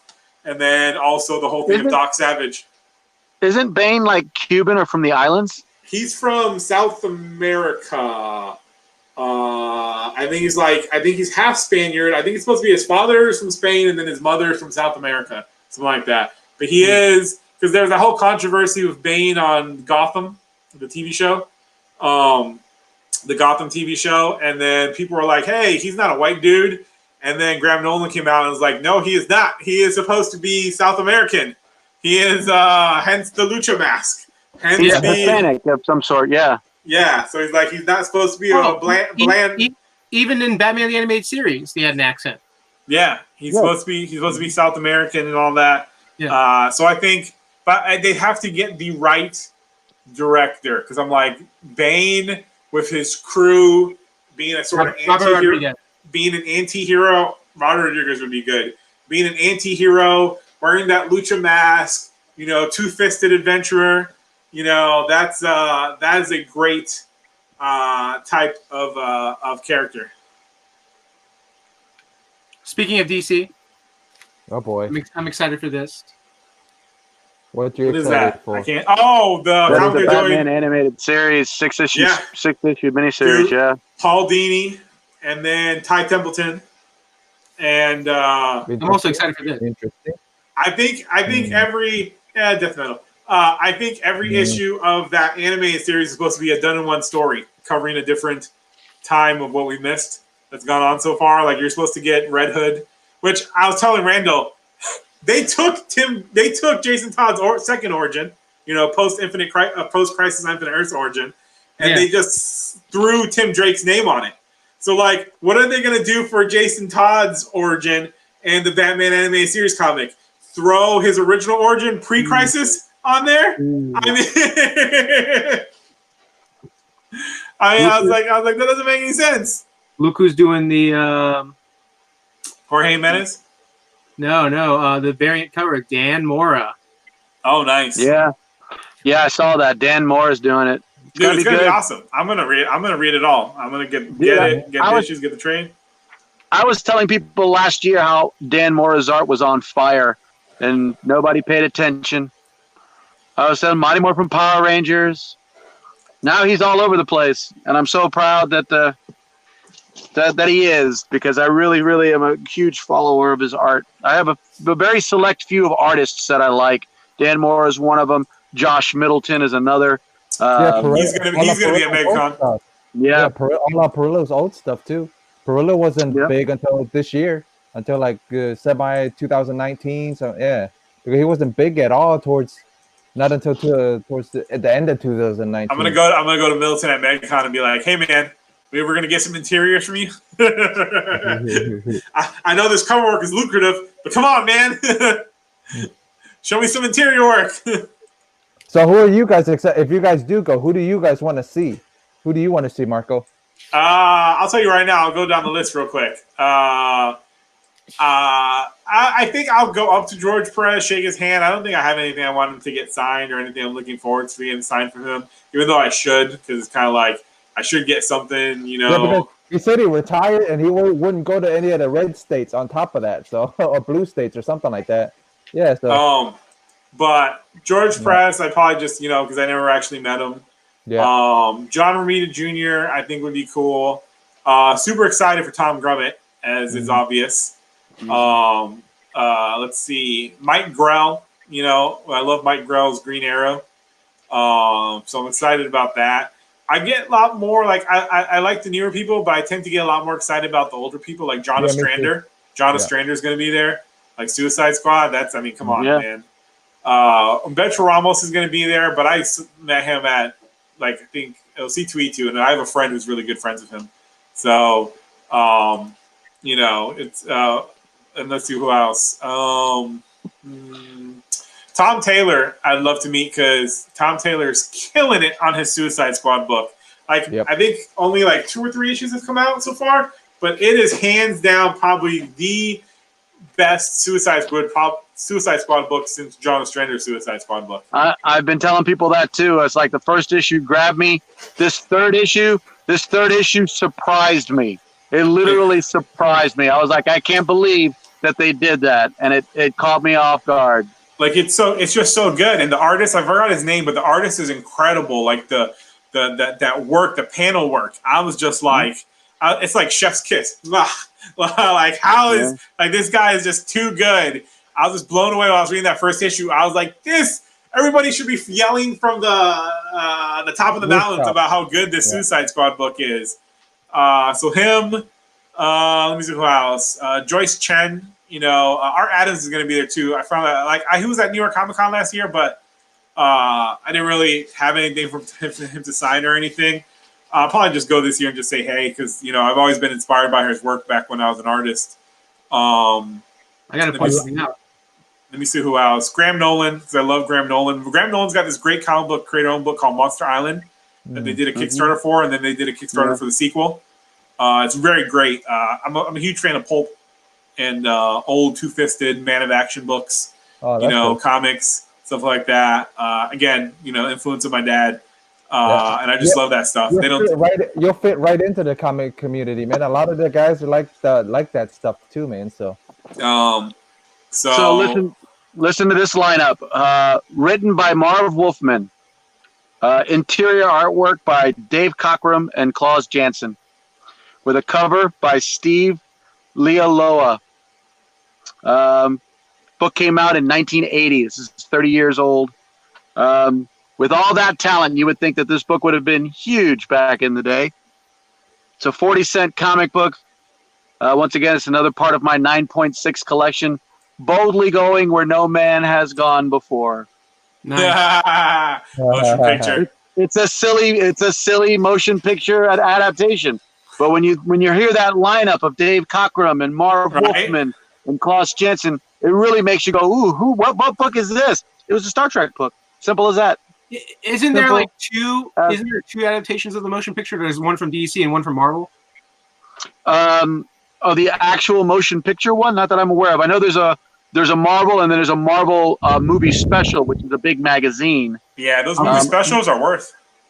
Yeah, Marvel movie specials are really cool. A lot of the Marvel books that were adapted by Marvel, a lot of the movies that were adapted by Marvel were done in both formats, like Indiana Jones, Raiders of the Lost Ark, Star Wars, Return of the Jedi. Those were all done in both formats. Dark Crystal. God, I can go on and on and on. Annie. Matter of fact, I got to point this out. I got Jim Shooter to sign my first issue of Annie, and he looked at me like I was crazy. He looked at me. He goes, "My God, you're a musical fan," and I was like, No. "Not only just a musical fan, but I've actually been in that play, and I thought it was a really good adaptation. Plus, I met the young girl who actually played Annie." And he was like, "Oh, that's pretty cool." And I was like, "Yeah, that was pretty cool." And he was like, "Oh, that's really nice." He goes, "This is probably the first book I ever signed that was the Annie Marvel movie special." So It's the first one I've ever signed. DC's doing something interesting here, doing something special, something I'm not sure if it's going to be huge, and I'm not sure if it's going to pick up and become popular. But you know how they were doing the DC dollar books, and then they're doing the facsimile editions, kind of like what Marvel was doing. So they have this called Classics, the Batman Adventures #1, and it says right here. Where did I read it at? Here we go. Reprint DC's All Age Classic or All Ages series, the first of a new monthly series of reprints with a $1.99 cover price. Oh, that's kind of cool.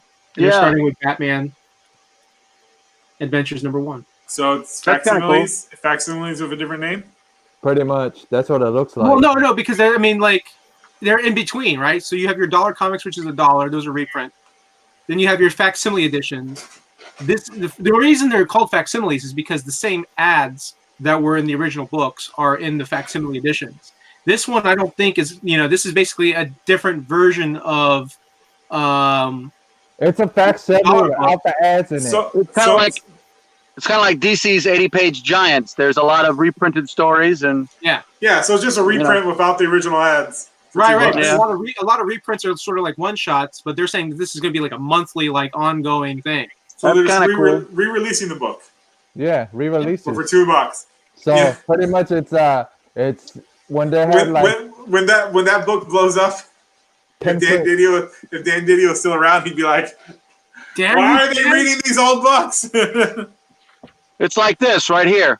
Marvel Age. Yeah, this was old Spidey stories that were reprinted with new covers. Yeah,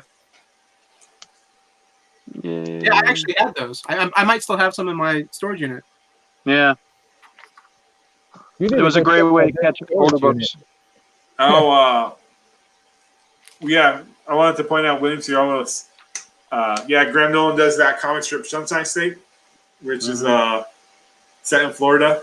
I don't think he lives in Florida anymore, though. I think he lives upstate New York, something like that. Who? Graham Nolan. Oh, okay. He does a comic strip. He does a comic strip called Sunshine State about Florida. Yeah. Yeah, I met Billy Tucci at that Miami Con too. Oh, I like Billy Tucci. He's got this great web show, Crowdfunding Comics. Yeah, I saw it. Him and Niall Scala. Yeah. So I got him to sign a She comic. Nice. Yeah, he okayed that, and then he did this cover for really indie book, Jolly Jane, and all the creators are Florida guys from. That's kind of cool. That's really nice. Yeah. Nice. We have two. Not, I'm sure there's others. We have two comic book companies now in Florida. In Tampa, well, not. I guess not in Tampa. One's in Miami. One's in Sarasota. Or something like that, so right? Scout Comics. Fort Myers. Scout Comics. Yeah. Scout Comics is and one. Then, Mad Cave. Mad Cave in Miami. Yeah, is the other one. And Mad Cave is getting bigger and bigger. Yeah. Which I honestly, it's gonna sound like a jerk thing, but when they first came around, I was like, oh, those comics look pretty cool. But like, you always see these comic companies come around, and then you're like, yeah, and then like to see them stick around and see them get bigger and do better, it's impressive, especially from a state you live in. It's funny you mentioned that because this next comic that I purchased, once again, all these graded books that I've gotten, these 9.6s, these were all under $50 each. These were all very, very nice buys. I get 9.6s. Why? Because 9.6s are still near mint. Yeah. It's not a perfect 9.8, but I don't want to spend that much money for a 9.8. Why spend that much money for a 9.8? Let's be honest. A lot of those books, like the Star Trek one, you ain't gonna be finding a lot of 9.8s for books like that. You know what I mean? Yeah. That Star Trek book was only $30. That was cheap. You can't even get it graded for $30. Yeah. But this one here is not only does it have a first appearance. Actually, it has two first appearances of two characters, but it's the very first book printed by this new up-and-coming publisher back in the day. This was back in 1986. It's got a Paul Chadwick story, if that doesn't give it away, with a beautiful Chris Warner cover. I think I know the company you're talking about. I think it's a horse something.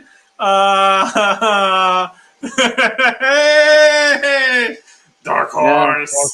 Dark Horse. This was the very first book that Dark Horse produced, and I love the fact that CGC recognized that by putting it in the title there. It actually says first Dark Horse title. So this was the beginning of Dark Horse. This was their first book that they printed. It's got the first appearance of Paul Chadwick's Concrete, and it's also got Chris Warner's first appearance of Black Cross, which is that kind of street level hero that you were talking about, Punisher-like. It's a very cool book, and that Chris Warner cover is an awesome cover. And it's a tough pull at a high grade. These were dollar bin fodder for a long time. Tim, we need to get you on that show, The Hunt, because you wouldn't have to buy any books. You would just have to grab a box and go, ah! Right? Yeah, sure. I'd love to be on that show. You should invite me on. But that's a really cool book to pull. I like getting comic book firsts, like the first publishing, and sometimes even the last book that they published. When you get books like CrossGen or Malibu that don't survive the small print, sad times, the small print wars, as you might say. Love CrossGen. Wasn't Evil Ernie like reprint? Evil Ernie 1 was reprinted with what was it? Adventure Comics. Yeah. It's so. Just imagine the world if CrossGen was still around. Mm-hmm. Yeah, we'd have a lot more talent here in Tampa. Yeah, like they were so ahead of their. They're so ahead. A lot of people don't realize how ahead of the time they were when it comes to the type of deals they were giving, the varied deals they were giving creators, which later on like companies Boom would do. That's when I first met Josh Middleton. When I first met Josh Middleton is because he was working for CrossGen here in Tampa. I love the whole idea of them where like the artists, they go to the office like it's a job. You know what I mean? The writers, everybody, they're all working together. Old school bullpen. It's just sad that, his, the money, the company that, I think, what was it? He had stock or something from a company, I forgot what it was, that was invested in the business, and then shit went sideways. And that's why, but the whole point was they were supposed to, because I remember reading before he passed, I was reading an old interview of him where it was, now it's old, but it was like 2-3 years ago. And it was that the money he had invested in the company, what it was is like any company, you're not making money in the first 6 years. And then the hope was that, deals like movie deals for properties and stuff like that, then that would start making the company flush. But the money he had back in the company when it went sideways, and then they were waiting out for some deals to happen, like Spielberg and stuff like that. And then those didn't come through, and then the company started bleeding money, and then the money that was funding the company went away, and then all this stuff happened, and it's just one of those just like sad situations. He was smart. There's a lot of great stuff they did, but that's why I like when I see like Scout and Mad Cave. I'm just like, yeah, because again, like in the first episode when I was on the first episode here with you guys. Well, not the first episode of the show, but the first episode I was on. One thing I always like to mention to people that don't realize is how big of a comic book state Florida is. You know, Mhm. like we're one of the biggest comic book states, and people don't realize that because they're Right. just like, oh, it's Florida. Everyone's got the funny Florida jokes, you know, No, Florida but man and stuff like that. I started YouTube, man, not expecting to be the big, a big YouTube comic community, dude. Almost half of the comic community is Florida, man. Almost half of it. Oh, on Florida YouTube, guys. yeah. Yeah. So, Yeah, I mean, like, look, I guess I'm assuming California, New York, Texas, Florida. Yep, Those are the I'll four have it. biggest states that really do comic books. I don't know, but I mean, now I've only lived in Austin, Texas, and I visited Houston and Dallas and other parts. So, but Or comics, man, they're out there in And- Texas. in Austin, I mean, they got good comic stores, and they're not great. You know what I mean? I Austin think Book and Comics. The way up at that. I could throw a rock in Tampa and hit a Yeah. lot better comic shops than what's in Austin, Texas. The real Florida to me is up there with New York and California, and I've lived in New York and I've lived in California. In Florida, and I can tell you without a shadow of a doubt, Florida is up there with those two states as premier comic shops, as having some of the best pound for pound comic shops all around. You know, Absolutely. I agree with you.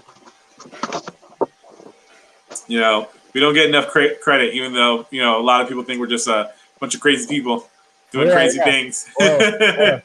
Florida Man. Yeah. Florida. we should all make a comic called Florida Man. And Florida Woman. Mike Barron wrote a novel that I think already came out. That's called Florida Man. It's like a comedic, adventure book called Florida Man. Mike Barron does a lot of novel writing. He's one of those comic book creators that after the industry was like, we have no work for you anymore. He started going into novel writing. Like Chuck Dixon. Chuck Dixon does a lot of novel writing as well. His books are really popular. He does a lot of the man of action, men adventure books. One of them got picked up. I think it was the Live on Cade series got picked up. Sylvester Stallone is interested in adapting into either a movie series or a television series. Boy. I actually found out like maybe about a month ago that I think Chuck Dixon unfriended me. Did he Why unfriend did you you? piss him off, Randall? Which is funny because he created this like Facebook group page, this Facebook group chat. And, That's I'm why on the chat. you created another group. That's what it was. Why did he unfriend you? Probably because of all my Bernie posts. I don't know. Like Chuck Dixon, I don't know. That's weird. Like for me, like I know and see, and there's realities, and I've seen all that the stuff and everything about Chuck, but like, I mean, I'm not friends with him on Facebook, but I've never I don't know, just weird because like when you see his posts and talks and interview, and I interviewed him like, what was it? So 2020, I think it was 2017, was it, Randall, or 2016? I interviewed him for Bleeding Cool when I was contributing writer. I think. Yeah, and I got a picture of him and everything. He was super nice. He didn't seem like he didn't seem like the kind that would like delete you over like politics, which is weird if he did. I mean, like most people, like if you're on your Facebook feed and you keep seeing posts that you don't like, and you're like, who's this guy who keeps posting all these posts that I don't like? Maybe he meant to put unfollow, and then he just hit unfriend, and he was like, whatever. Whatever. Yeah, maybe, well, that's the thing. Like some people, they don't know how to work social media. They don't know like, I can just hit unfollow. Oh, dude, friend him again, and then see if he brings you back in. If he doesn't, because you can like delete. You can delete like if you friend somebody that tells you, hey, do you want to accept this or delete the request? So if you friend requested and then like a week or two later, check to see if he, if it's still hanging there, if he hasn't accepted it, and if you see it's no longer there as a friend request, pending, then that means that he's like, I know who the fuck this guy is. Screw this. Right. I was tempted to do that. But at the same time, I'm like, I don't want to harass the guy. I don't want to give the guy, if he doesn't want to be my friend, like I don't take it personal. Like I get it, like there are people like me. I'm the type of person like there are people that will like respond or comment or post on social media that I'm like, I don't want to see this, and I can easily unfriend them, but I don't. I'm not that type of person. Like I'm not going to unfriend them. I'll tell you why Chuck Dixon unfriended you. Why? Because you didn't support my book that he put out that you don't like, Because let me tell you something, pal. I Ordered them for me. have a copy of it. I know Jones because Smith.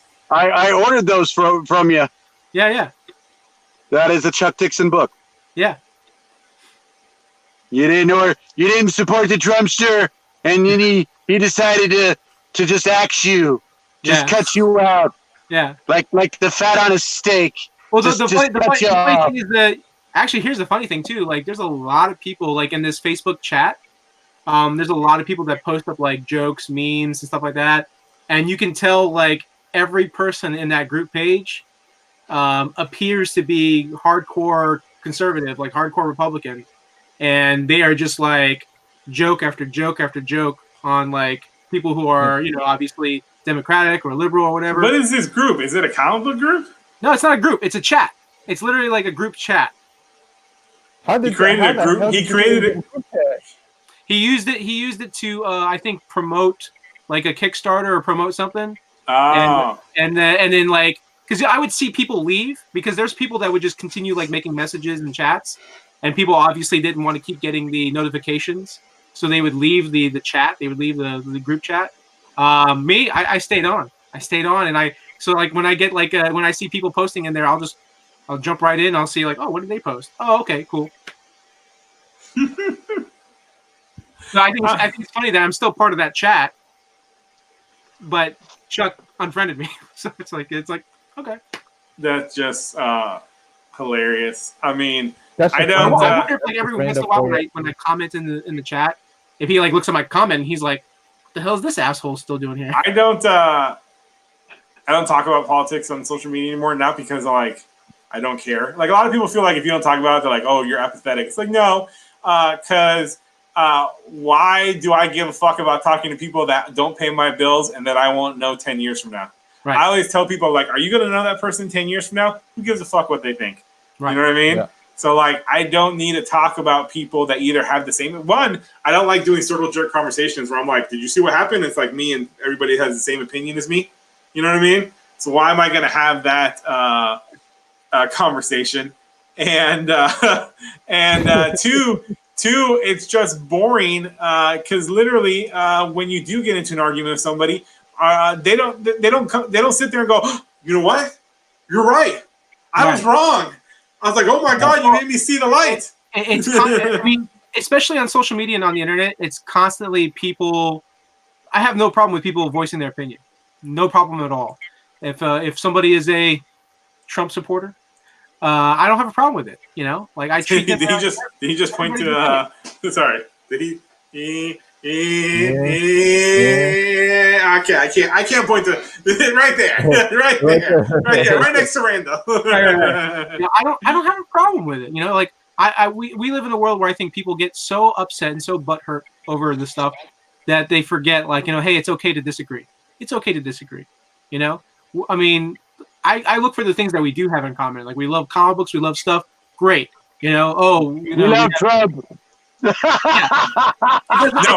he loves Trump. I do not love Trump. Yeah. My thing is, I can agree with that to a certain extent, not to make this political, but my thing is like, if people say their candidate, and one of the things that when people are like, and I'm not saying everybody, but when I've heard people be like, the reason for supporting Trump and like, he's a man's man, I'm like, not a man's man. Because I grew up with like old school men. You know what I mean? I don't view Trump as a man's man. He would get bitch slapped by the men of the, the 60s and 70s. I view him like a big baby. So for me, that's one of those things that I'm like, if you voted for him because you're like, politics, this and that or whatever, that's fine. But some of the things when people say, and it's also on Democratic side when people say like, "Oh, this person because he's like this," I'm like, no, he's not. No, I'm like, you can say they're like that, but say the real reason, which is I think one of the things Trump is almost 80, and he was from the 60s and the 70s, and that's when he was really in his peak, and he made most of his fortune. He slapped a lot of bitches. Oh yes, he did. He slapped a lot of bitches because he was just the awesomest guy back then. Well, Trump was a nice guy. I actually had the pleasure of meeting him before he was president, and I got to admit, if he had time to recognize me as a small time individual standing on the side of his building, then it shows that he looks out for the smaller man. And I admit that I'm not a big man, but I'm a quiet man and I carry a big stick. And yes, I like Melania too. I think she's one of the better looking first ladies we've ever had. Oh, the prettiest, in my opinion, the prettiest first lady, no doubt. But anyways, no, I'm the type of person where I'm just like, there you go. He's like, Vampirella, she's the prettiest first lady. Boom. Yeah, I'm gonna pop you guys off of politics just in case anybody goes, unsubscribe. I mean, they can't get mad at me for thinking what you know what I mean? Yeah, like, I know. I come from a very, there's a very specific, all the men in my family have been in the military. So it's like, the only one thing I didn't do was join the military, which is the only regret I have. So when people tell me, they're for this or they're for that, I'm like, no, they're not. I'm like, don't lie to me, because I've grown up a military brat. I've grown up around the whole military and man lifestyle, stuff like that. So so am I. My son right now is serving in the armed forces. He's actually in Africa right now, just south of the Sahara Desert. Nice. You're giving away his location. Can't even tell you where he's at. Yeah, that's how the location. But normally he's stationed in Germany. Yeah, but I was in the military. My dad was in the military. My grandfather was in the military. My great-grandfather was in the military. And my great-great-grandfather was in the military. We all served. We all believe that you should put some time in serving your country. Put in a little before you start to take back. So yeah, I totally get you. But with that kind of aspect, with that kind of mind frame, it's funny that you didn't turn out to be a little bit more of a centrist or conservative. Well, the funny thing is, when I was in my teens and 20s, my thing was socially liberal, fiscally conservative. Okay, yeah, that makes sense. So, and the thing is, I've taken, they take these politic tests, see where you are on the political spectrum. And so I always think like, oh, I'm going to turn out in the middle. Right. I don't care if people get mad at me and they're like, oh, how are you socially liberal and fiscally conservative? I'm like, just because I'm smart. I'm like, I don't think anybody should be caring what people are born. It's nobody's damn business. Well, it's always good to have a balance. It's always good to have a balance. You need to have a balance on both sides of the spectrum, and it gives you a very good perspective. Just like if you were right now, say which one you like better, Marvel or DC. You can't. You got to pick both. Yeah, same idea. Getting back on comics, it's the same idea. Marvel and DC, they need to be opposite of each other. They're the yin and yang. If Marvel were to come along and purchase DC, like the rumors that are going around on the internet right now, I would believe that would be the end of DC. That would be the end of good comic books. But I have a friend that he owns a comic news site, and he talks to all the the people in the industry, and we were talking about that. He's like, Marvel's not buying DC.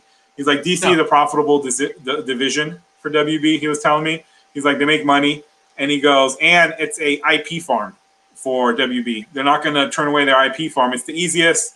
Like, oh, look, this character's already designed. Put them in animation. We don't have to pay anybody to come up with that character and design them.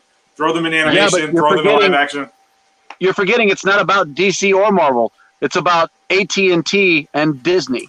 Yeah, well, with AT&T, I'll give the idea that there is a little fear of AT&T because one of the heads of AT&T said there was no sacred cows at AT&T.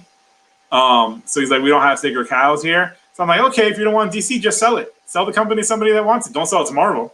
And they're billions in dollars in debt. That's the biggest thing, too. Sell DC. But when you forget that selling DC means you don't get the DC movies and TV shows, don't get pissed when somebody brings that up and you're like, wait, what? What did we do? The sad thing is it's not even the corporation. It's the people who are currently running the corporation. Those people literally go in and out of businesses.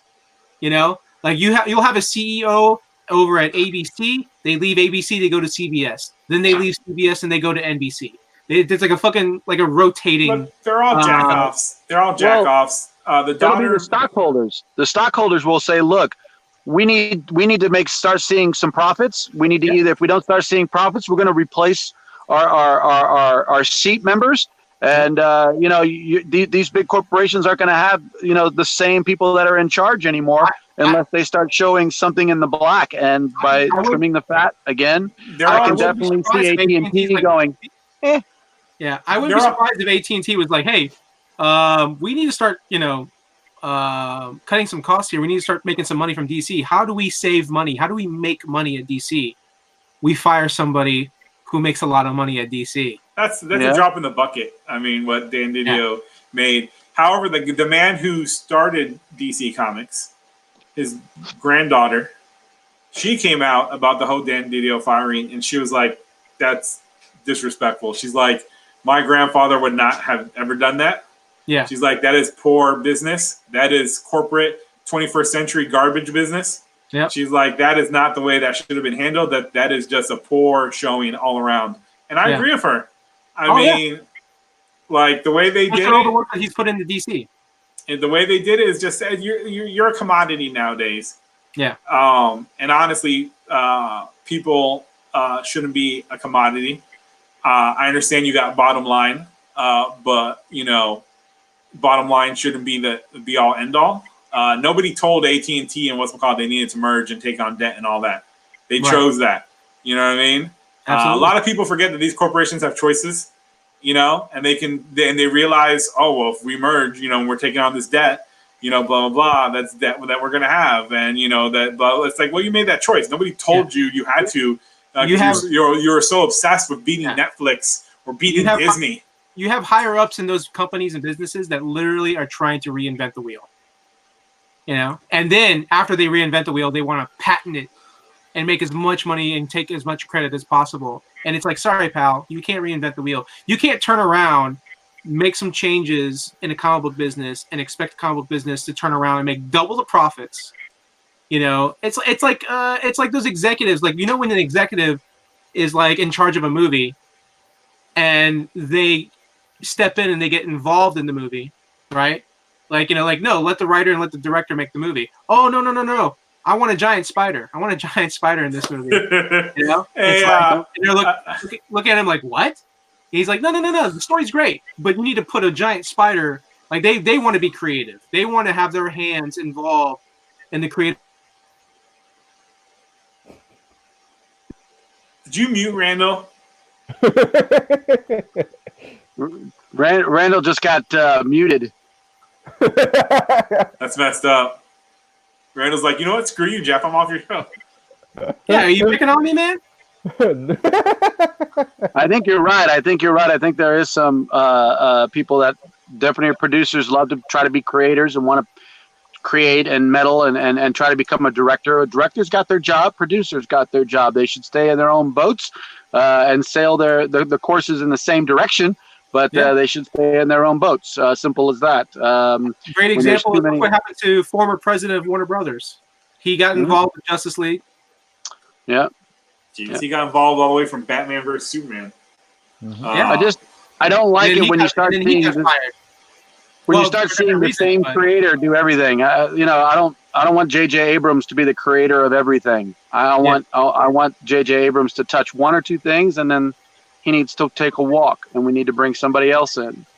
I think people like J.J. Abrams, they get boring when they're involved too much. They need to step down again and go back to the base level and create something from scratch instead of trying to improve something that's already been created by someone else, like Star Trek and Star Wars. No, I agree. But I also think that, because of the internet, because of like the stuff involved, and fan following. What's up, superior hero reviews? I think because of that, for example, Star Wars. Like after Rian Johnson, what he did with the Last Jedi, and then the poor reactions from the fans and the complaints. Like you got to backtrack. You got to say, okay, what can we do? What can we do to save the franchise? The franchise looks like it's going to start struggling. It's going to start doing bad. What do we do? We go with the last person before that we can rely on, that we can trust, that we think can go ahead and finish out the film and finish out the franchise series at least. Oh my! That whole thing was greed. Here's the thing: Last Jedi did like what 1.2, 1.3 billion. Because there's a lot of hype. The reality that they somehow believe that Last Jedi was going to do the same thing as Force Awakens is stupidity among itself. Most execs only have maybe like 1 or 2 brain cells they share among each other. This whole thought that they thought somehow Last Jedi was going to make as much money as Force Awakens. Are you insane? Like literally, the hype behind Force Awakens was so unbelievable because it had been George Lucas sold Star Wars. Yeah. And then now J.J. Abrams is coming on. We're getting the trilogy that nobody thought we were going to get, which George Lucas was actually developing before he sold the company, And then so it's like, so George was going to do it anyway until he got the offer from Disney to sell the company. And so the hype behind that, 10 years since the last film, you can't recreate that hype. It was on par with Phantom Menace, and it was on par with the original Star Wars when it came out. You know what I mean? So you weren't going to get that in Last Jedi. No way in hell. Nowhere. No alternate universe exists out there. Maybe where the Last Jedi was a more universally beloved film, but it still did not make nowhere near Force Awakens money. It just wasn't going to happen. Yeah, I partially disagree only because like you have the way they ended Force Awakens. You have Luke Skywalker, and that's like so many of the fans. That's what they wanted to see. They wanted to see Luke Skywalker, and so that's what the second film was about. We were going to see training Rey. People were getting to see Mark Hamill, and so when you end the movie like that and then you wait 2 years, there's this 2 years of hype of like, yes, the second Star Wars film. And then of course, obviously all the people that complained about J.J. Abrams in the first film, they're like, sweet, we get a different director. So we're not going to get like a rehash or whatever, blah, blah, blah, they were complaining about with Force Awakens. We're going to get something different. And then we're going to get Mark Hamill, and we're going to get, this, and we're going to get that, But all these arguments about the anger and upset, I remember it was I think it was Larry Young, this former publisher and comic creator that me and Randall talked to. I think he had posted it, and somebody else had posted old Empire Strikes Backs from like fans that wrote into magazines pissed off about Empire Strikes Back. Oh, right, this doesn't make any sense. How is he his father and blah blah blah. Nerds were saying the same dumb shit back in the 70s that they're saying now. All right, none of it is new. Internet. They didn't have internet back then. It's like when people. My mom was, we were in the car. I was with my parents today, and they were saying how she was remarking about like this thing that she was reading about this kid that was kidnapped, and like she's like, oh man, she's like all these, nowadays it seems like kids get more kidnapped more. And I'm like, no, I mean kids used to be on the side of milk cartons back in the 80s and before. Kids are getting kidnapped at the same rate back then. It's just that now you know about it more because of social media and the internet. You know what I mean? Yeah. But there's the whole milk carton. Like, have you seen? Well, they don't have to do that anymore. They can go on Facebook and be like, Amber Alert. So it's like a lot of things don't change. It's just the same pissed off, attitude. Just a different generation. Every generation thinks more access to it. Yeah, more access to it, more visually. You can see it, you can hear it. So more. There's more voices. There's more like people can hear and see of what other people are thinking. It's almost like there's a platform where people could go on and voice their own opinion about certain things, and then they all think that they're geniuses. Every generation of nerds think. Ever since I was a kid and a teenager reading comics and going to shops, every generation of nerd thinks that they're they're the first ones to do something that a previous generation hasn't done. You're one away from 100. I know. You're one away. I know. So I don't know why it's taking me so long to get more subs. I think YouTube doesn't like me. No, I'm gonna get you conservative right now. What's that? Give me one. Somebody make me 100. Yeah, go on YouTube. Go on Donald Trump's YouTube and start. Right. Tim just needs one more, guys. I need Tim to get at least 100 this year. I told him I'd get him to 100, so he needs one more. Wait. More subscriber. You said you would get him 100 this year? Well, it's only March. So you got like another. I said this year, 2020, this year. Huh? 2020. I didn't say 2009. I said at least get them. I them put out now. one weekly show a week. I always put out one show, and then every once in a while I'll do this show, and then I haven't done any of my hauls lately, or I haven't done any of this because I've been involved in other productions. So Yeah, I haven't been able to do as much stuff that I wanted to do. I was growing fast, and all of a sudden, I just stopped. It came to a dead standstill. I'll throw you in the chat now. So you gotta start putting it on the show. You gotta put a little song and dance, a little juggling, a little makeup. I do that. That's the funny thing. Little Marcel. He does that. That's the funny thing. If you watch any of my videos on YouTube, yeah, he does that. I just watched the Comic Tom. I just watched a Comic Tom episode that just came out this past Friday because he was at C2E2. He's there with CGC, and you know how they ended the show? They ended the show with a sing-along. At the very end of the credits, they were singing in the hotel room. I've been singing on my show much better than they did, by the way, because I'm a professional. I've been singing on my show since day one. That was 2 years ago. Comic Tom, I follow him. Yeah, I sent them a link. I sent the link, so now whoever watches the video can actually I got it. How do you beat Comic Tom? Spread the links. How do you beat Comic Tom? It's simple. You got to have a better name than Comic Tom. So Superior Comic Tim, right? That should be it. Superior Comic Tim. So when people say Comic Tom, I'm Comic Tim. Right. But if you put Superior, they're gonna be like, wait. Let me check. Whoa, he's got 100 subscribers. You're at 100. You're at 100. All right, hi, everybody. Let me see what he's got. 100. There you go. Thank you very much, Superior Hero Review. All right. I'm gonna be a good dude, and I have subscribed as well. There you go, my man. So 101. So here are the other comic people I follow because I started about a few weeks ago, a month ago. Started getting into comic YouTubers. So I follow Mylar Madness. I heard that guy's good, except for weird political choices. But we'll talk about that later. Hey, I voted for Obama twice.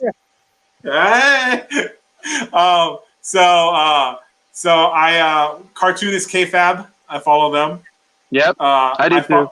I follow Comics with Bueller. Cool. Comic Tom 101. And Gem Mint Collectible. MegaCon. Bueller's coming to MegaCon. Jeff, I'm trying to go off the names. Shh. As I was saying, the fabulous Mylar Madness, cartoonist KFab, Comics with Bueller, Comic Tom 101, Gem Mint Collectible, and Panels to Pixels, which Panels to Pixels covers comics and comic-related stuff like movies and cartoons. They're the only one that I follow that do comics and comics TV film. I like to concentrate just on people that just talk about comics. I can go to other places to listen to all the other bullshit. But those are the ones that I follow. If you guys know of any other good ones, because I'm trying to get more and more into the Downright Nerdy Podcast, Just a Little Podcast. Those two. Put that in the link because I'm too lazy to go look for that. Yeah. Put a link in the chat because I'm not going to go look for that. I'm lazy. All right. I got you. I'm trying to get more into the comic YouTuber space. YouTuber, that's cool. Yes, because I've seen. You'll see how many Florida guys there are, man. Like at MegaCon, there's gonna be a bunch of us, and then there's gonna be like Bueller's gonna come. Like a lot of guys from out of state are gonna come, so you're gonna end up meeting a bunch of them. Like look at this way. This Mylar Madness guy. Now again, but good dude. He's got 101 subscribers. I see him growing to at least 500 by the end of the year. That's a goal that I think he can achieve. If not more. I like the cut of that guy's Gen and his comic collection. A little jealous of the collection. But if you look at some of I could at least get to the 300 already. Yeah, man. If you look at Jeff too, he's like, this is a little tease, big boy. That's his way of saying it's time to milk it. It's time to milk it. the point I'm trying to make here, if you see like how some of these guys have become, like cartoonist K-Fab, that's Jim Rugg and Ed Pisker. They've got 13,400 subscribers. Yeah. Comics with Bueller has, if my YouTube will work right, they have Comics with Bueller has 9.4 thousand. Comic Tom 101 has, I think Comic Tom 101, he's got 25,000 subscribers. Right. And then, I remember when he had 800. Yeah, and then Gem Mint Collectibles, he's got the most. Gem Mint Collectibles has 61,000 subscribers. He talks about statues and comics. So he's talking. So and he goes on a lot of comics, Comic Tom 101 stuff. He's on there a lot too. I will give Comic Tom this. He's a great speaker. He really knows how to work the microphone and the audience. He's got a lot of cool little things that he puts in his show. He's got great graphics. Whoever's doing his he's probably got a team of people that help him edit and all that other stuff. And even if he does it by himself, he does a great job.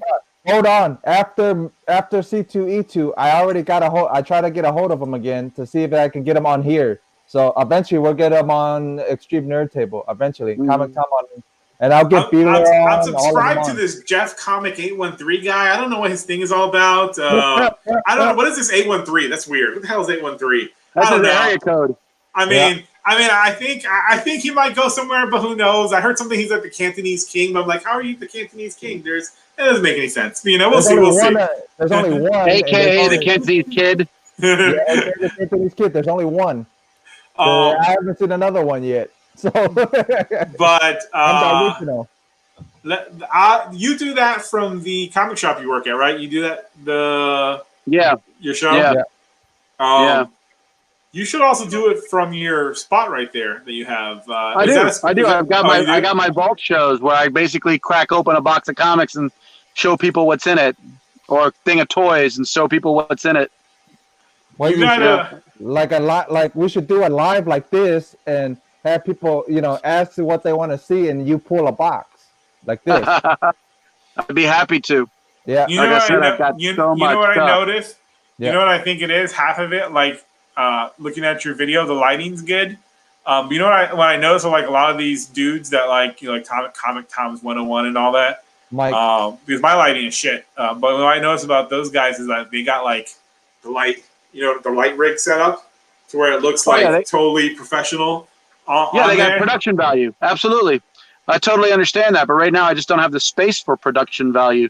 But even when I do it from the store, remember, I just work at the store. I don't own the store. I don't want to bring equipment into the store, and it's right off the fly. None of that's scripted. I don't script a single thing. Everything is straight off the top of my head. When I was working at Uncanny Heroes, because I worked at the Lakeland store, and then I went to work at the Tampa store. I was friends with the guys.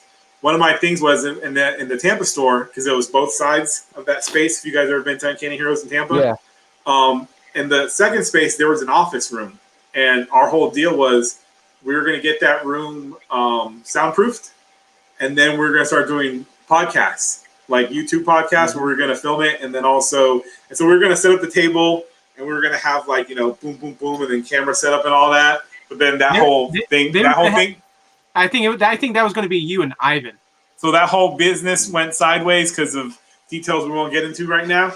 But that's one of the things that I wanted to do, because I was like, man, a comic book store, if you have the right space and then you have the office space, a podcast is, one of the things. There is, I think right now, comics YouTube. And the reason I say comics YouTube, because the great thing about doing a YouTube podcast is you can take the audio of that and also put it on the regular podcast networks. You know what I mean? Yeah. So you have two revenue sources, because if you become popular in the podcast revenue avenue, then what happens is there's no money to make, but there's money to make off of advertising. You know what I mean? Yeah. Sponsors. Yeah. In the regular podcast space. On YouTube, you're making money when you get to the certain views, and then it turns into monetization.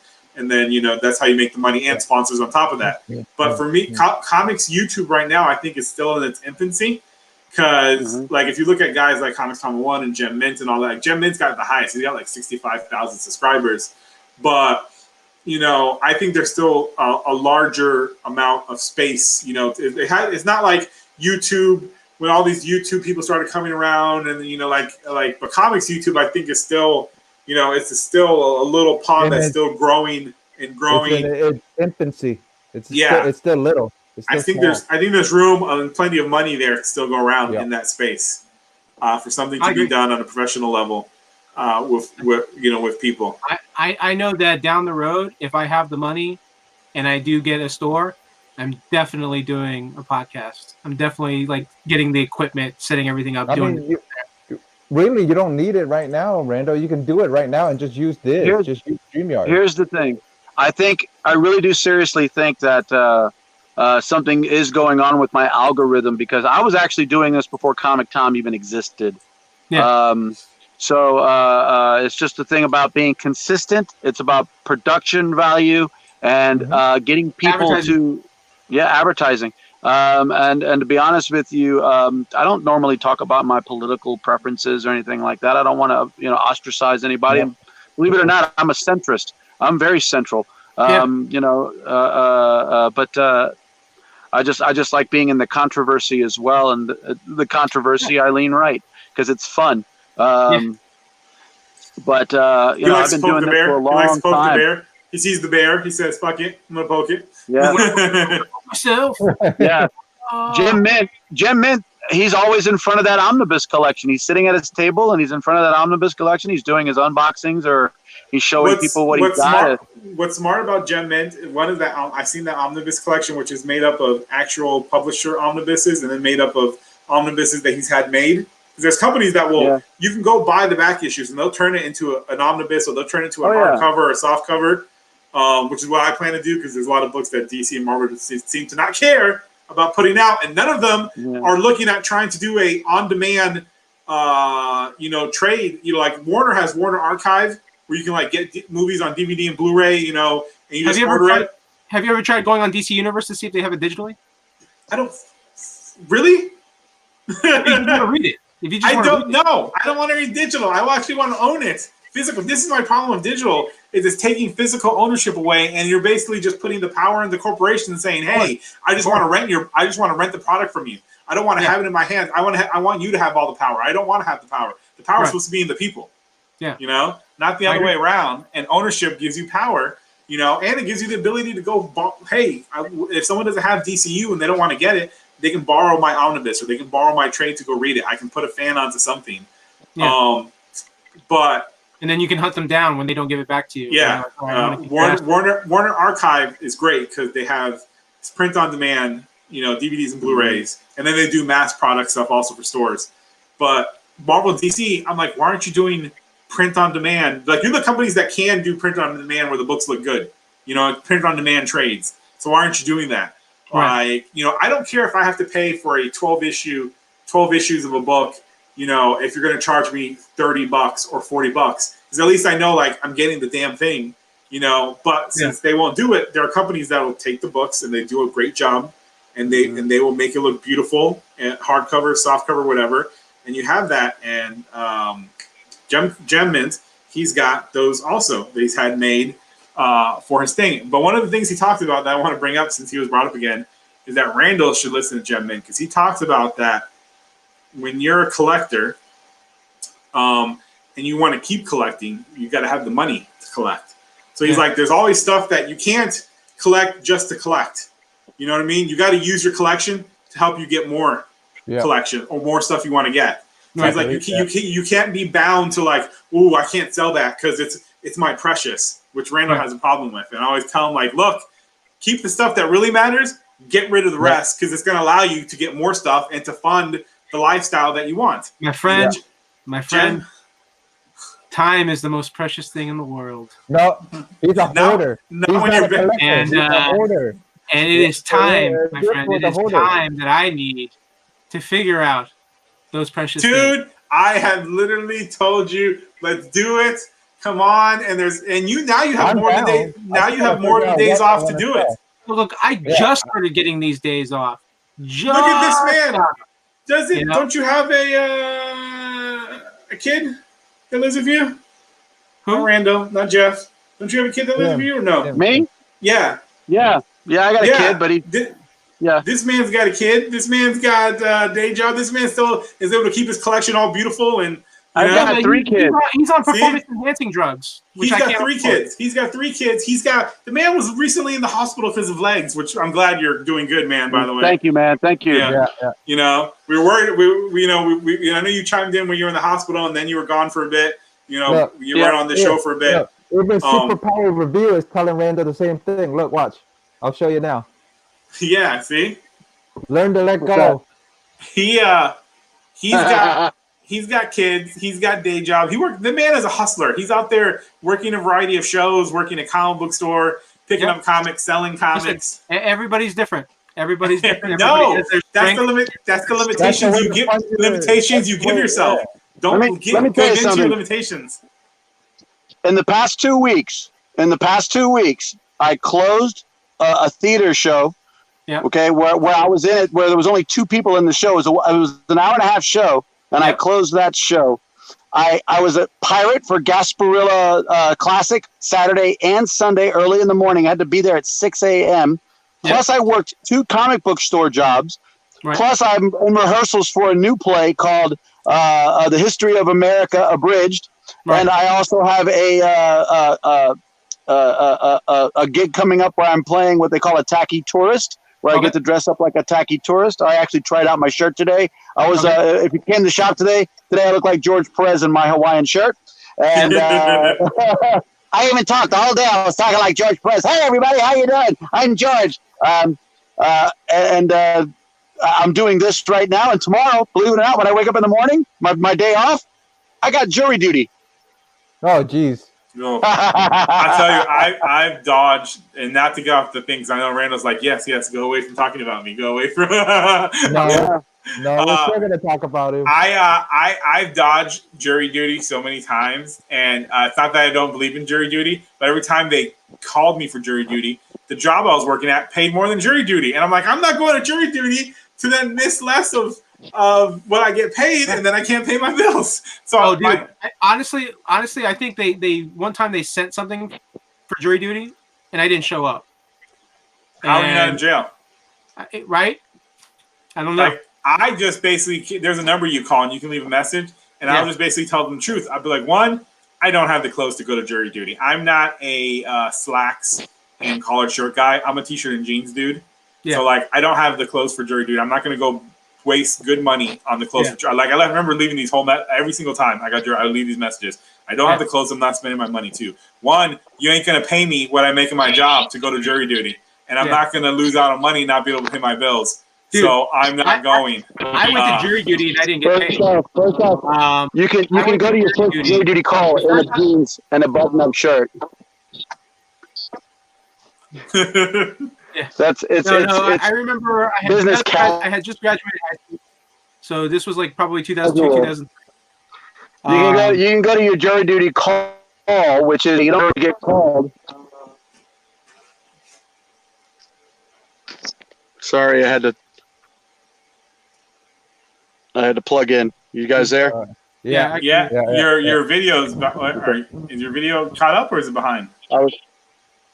Yeah, I think it's caught up now. But jury duty. You can just wear a short sleeve button up shirt and a pair of jeans to go to jury duty. But it's your responsibility as a citizen, and I take pride in going to jury duty.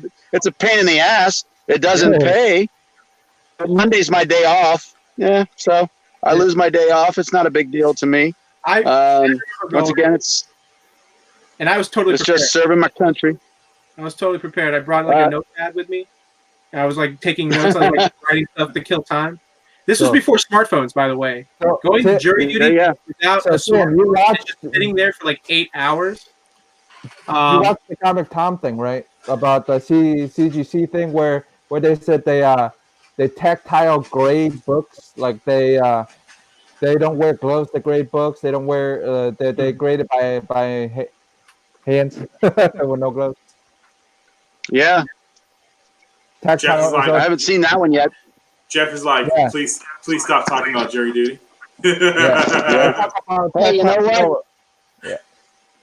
If Comic Top blows the lid off of CGC, that Mhm. would give me a whole different level of respect for him. I have a huge level of respect for him already for what he's Right. accomplished. What he accomplished in the short period of time that he's done it in is phenomenal. And he's very personable. He seems like the nicest guy. He seems like the guy you He would want to is. buy a beer for. But If he blew the lid off, it would prove Randall right, and then like I can't live in that world. Yeah, me Yeah. neither. Yeah. And not only that, but the thing with Comic Tom is I think what he's doing, and he doesn't realize that what he's doing is kind of hurting the industry a little bit.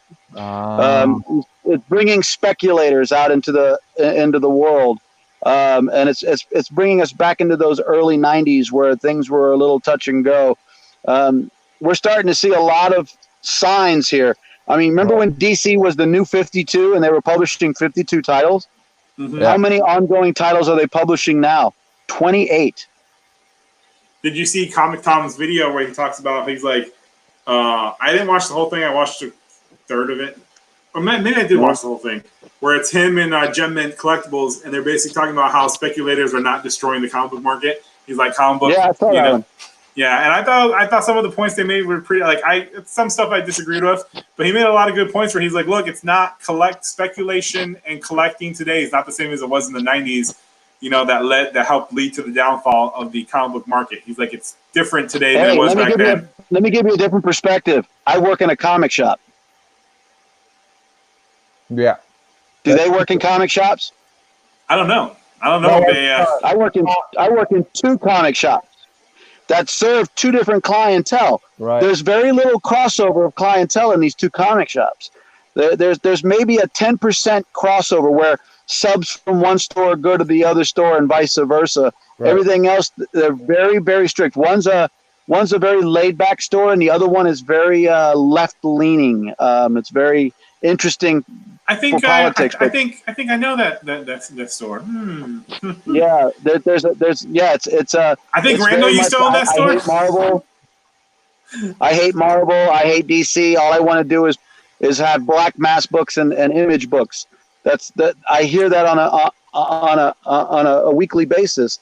And the other store is much more along the lines of, hey, I just want to satisfy people and make them happy and sell comic books. It's a perspective that not a lot of people get.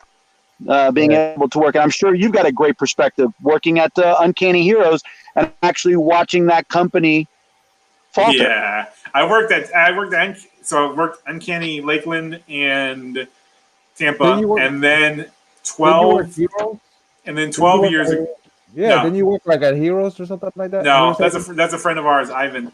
12 years ago, I worked at Read More Comics. I worked at Scott's you shop. work with Scott. Yep, I worked at his shop for I used to be friends with him. We used to be good friends, and I worked with him for I think it was 7 months, 6-7 months. I remember one day because I was like, I had left. Well, I had gotten let go from FYE because they were cutting after the holidays. They were cutting people, and then I had applied for this job working at the credit card company. We call people up and you say, "Where the hell is our money?" Those jobs hurt your soul. When you got to call parents and you hear kids in the background, I don't want to tell mom where's the money you owe us. I couldn't do it. I stayed there for about a month and I dipped out. I was like, I can't. This will literally destroy me. I'm not that type of person to tell. I can tell like assholes like where's the money, but I can't tell mom and kids where's. You know what I mean? Totally. Yeah, I feel you. And then I ended up applying for a job at Books A Million, and I remember going to Scott's shop and being like, "Hey, do you think you'd be interested in hiring me?" And blah blah blah, and we were talking about it. And so my first day of training at Books A Million, during lunch break, Scott calls me. He's like, "Where are you?" I'm like, "I'm at Books A Million training." He's like, "What the fuck? You're supposed to be here." I'm like, "What? I thought you didn't make a decision." "No, man, you're working for me. Get your ass down here." I turned to one of the other guys that was training with me, and I was like, "I got another job. Peace out." And I drove car. I drove my car to Read More Comics, and that was my first day working there. And I'll tell you what, man, when you're on one of the best, I honestly think, just like one of the things that me and my dad always say is that every person who goes to be president should have been in the military. I think me and him think if you've never served in the military, you shouldn't be, running for president, because you don't understand when you have to like go to war and all those things. You don't understand that end. I think it serves you better if, as a publisher and a creator and a writer and artist, if you've worked in a comic shop, because you know what it's like to be on that retail end of dealing with customers, collectors, distributor, diamond, dealing with, with so many conventions, dealing with the reality of what these people that sell your books, and the customers that buy your books. It really is a great training ground to the realities of what the comic book retail industry is, And I think a lot of people should at some point, experience that, whether it's just to have the experience or whether it's to, have the joy of working in a comic shop. And thank you, Superior. I'm gonna subscribe to you too. Thank you very much today, Superior Hero Reviews. Superior. Randall's on his phone doing I don't know what, talking to some fly honey or something. Playing with themselves. Let me ask you this: when you go to a doctor and they check your health, what do they normally check? I mean, it depends, and they might be like, "All right, today." There you go. And do you know why they check that? Do you know why they check what comes out at the end? They check what comes out at the end because that's what when you have a specific diet, things happen in your circulatory, in your endocrine system, in your digestive system that happens, and it all comes out in the end. Yeah. Comic book stores is where the product comes out. Yeah.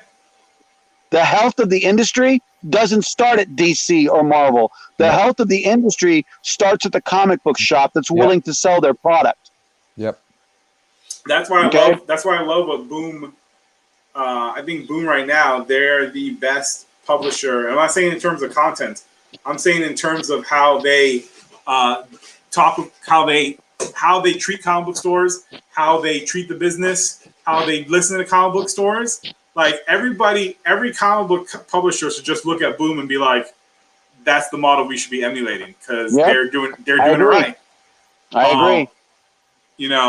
You have to, and don't get me wrong, like your business as a publisher isn't just the comic book stores. You have to, you have to be able to get your stuff in other outlets, because we all got comic books at places besides comic book stores when we were younger. You know what I mean? Sure. We're all children of the 80s, teenagers of the 90s, so, you got to, have the bookstores and online and Walmart and Target if you can get into Walmart and Target. But comic book stores, and I see it with Boom. If you treat them with care and respect, they're going to treat you with care and respect, and they're going to make you a lot of money, And that's the thing. The only thing that I will say, I mean, there's a lot to critique on the side of publishers. But I will say one thing, and this is something I've always noticed since I was a kid, and then as a teenager, going to comic book stores a lot more on my own. A lot of comic book stores. I'm not saying all comic book stores. If the comic book store owner is watching this, I'm not trying to say this is you, because I feel like you always got to say the but, because people read too much into stuff. Like I can say something, people are like, "Are you talking about me?" No, did I specifically say you? Do I got to say this is not everybody? That's the thing I hate about today. I got to point out, I'm not talking about everybody. So I'm an actor. I can take criticism. So comic book stores, I think the one thing You can, they don't take into account, some comic book stores, again, not all, is that when you open a comic book store, it's not a clubhouse. It's a business. Right. So that means absolutely. That means you got to treat it like a business. You got to have a marketing plan. You got to have a slush fund. You got to, these things that I see a lot of comic book stores today still don't think about. When I see comic book stores and they're like, "You see this stack of books? This is somebody's books who hasn't come in 2 months. Why are you still pulling their books?" Yeah. That conversation should have ended on week 3 or 4. Yep. Are you coming to get your books? No? All right, your subscription is closed. You no longer get books with us. You know what I mean? It's like, this is not this is not a fun house. It's a business, and you got to be prepared, man. You got to go at that like there's no tomorrow. And if you can't have a marketing fund, and if you can't create a slush, you're not going to have a slush from the beginning when you open up a store. It's going to take a while. But if you don't have a marketing plan, and because of social media, you don't really need a marketing fund if you can get one, that's great. You know what I mean? But if you don't have a marketing plan for your comic book store, then why do you have a comic book store? You know what I mean? Right. Like there's these things that you should know to tackle. You got to have sales every once in a while. You got to, you got to go to conventions if you can. There's certain things you got to do. You got to, your place is Cheers. You want people to come in and you know their name and they know your name. But it's also, you got to be like, but this is also a business. And there's got to be a certain respect that this is a business. Yep. You can't abuse your comic book store and you can't let the customers abuse the comic book store,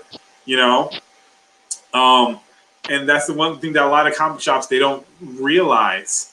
Like, comic book stores aren't easy, but they're also not rocket science, And sometimes when I see comic book shops doing certain things, I'm like, why are you doing that? It gets me to like where it's just like, yeah, this isn't, And I think that going forward is comic book shops need to start thinking of a 21st century mentality instead of a 20th century mentality. Yeah. Too many of them are still thinking like it's the 90s or the 80s, and they need to stop that. And that's my only issue I have with comic book stores. On that on that sort of thing, from having worked them and gone inside of them all my whole life. And what the hell is Randall doing? Yep. Oh. Playing with themselves, like I said. He's silent bad. I'm listening. We're here having great comic book store debate and criticism, and Randall's just like, I don't care. I got muted by Jeff a while back. He pissed me off. I'm muted again. But yeah, that's my thing there on that one. I will say one thing. Here's the thing. This is one thing that I didn't think that they considered. Like, let me give this as an example. DC, struggling with money, right? They're struggling with money. They're producing Flash issue number 750. It comes out this week. It's got, 8 different covers or 9 different covers? Yeah. They had to pay those artists, each one of those, for one of those covers, okay? Stores are only going to buy so many of each of those covers. They're not going to cover some of those cover artists that they got with what they're going to sell. Not only that, but you know what comes out next week after this Wednesday? You know what comes out next Wednesday? Oh, is it Flash 751. Oh yeah. Okay. Why is that book backed up so close to the 750? Because it's a bi-weekly book, and for some reason, I guess 750 was running late because they weren't getting the covers. So now it's got 750 and 751 coming out concurrently. Yeah.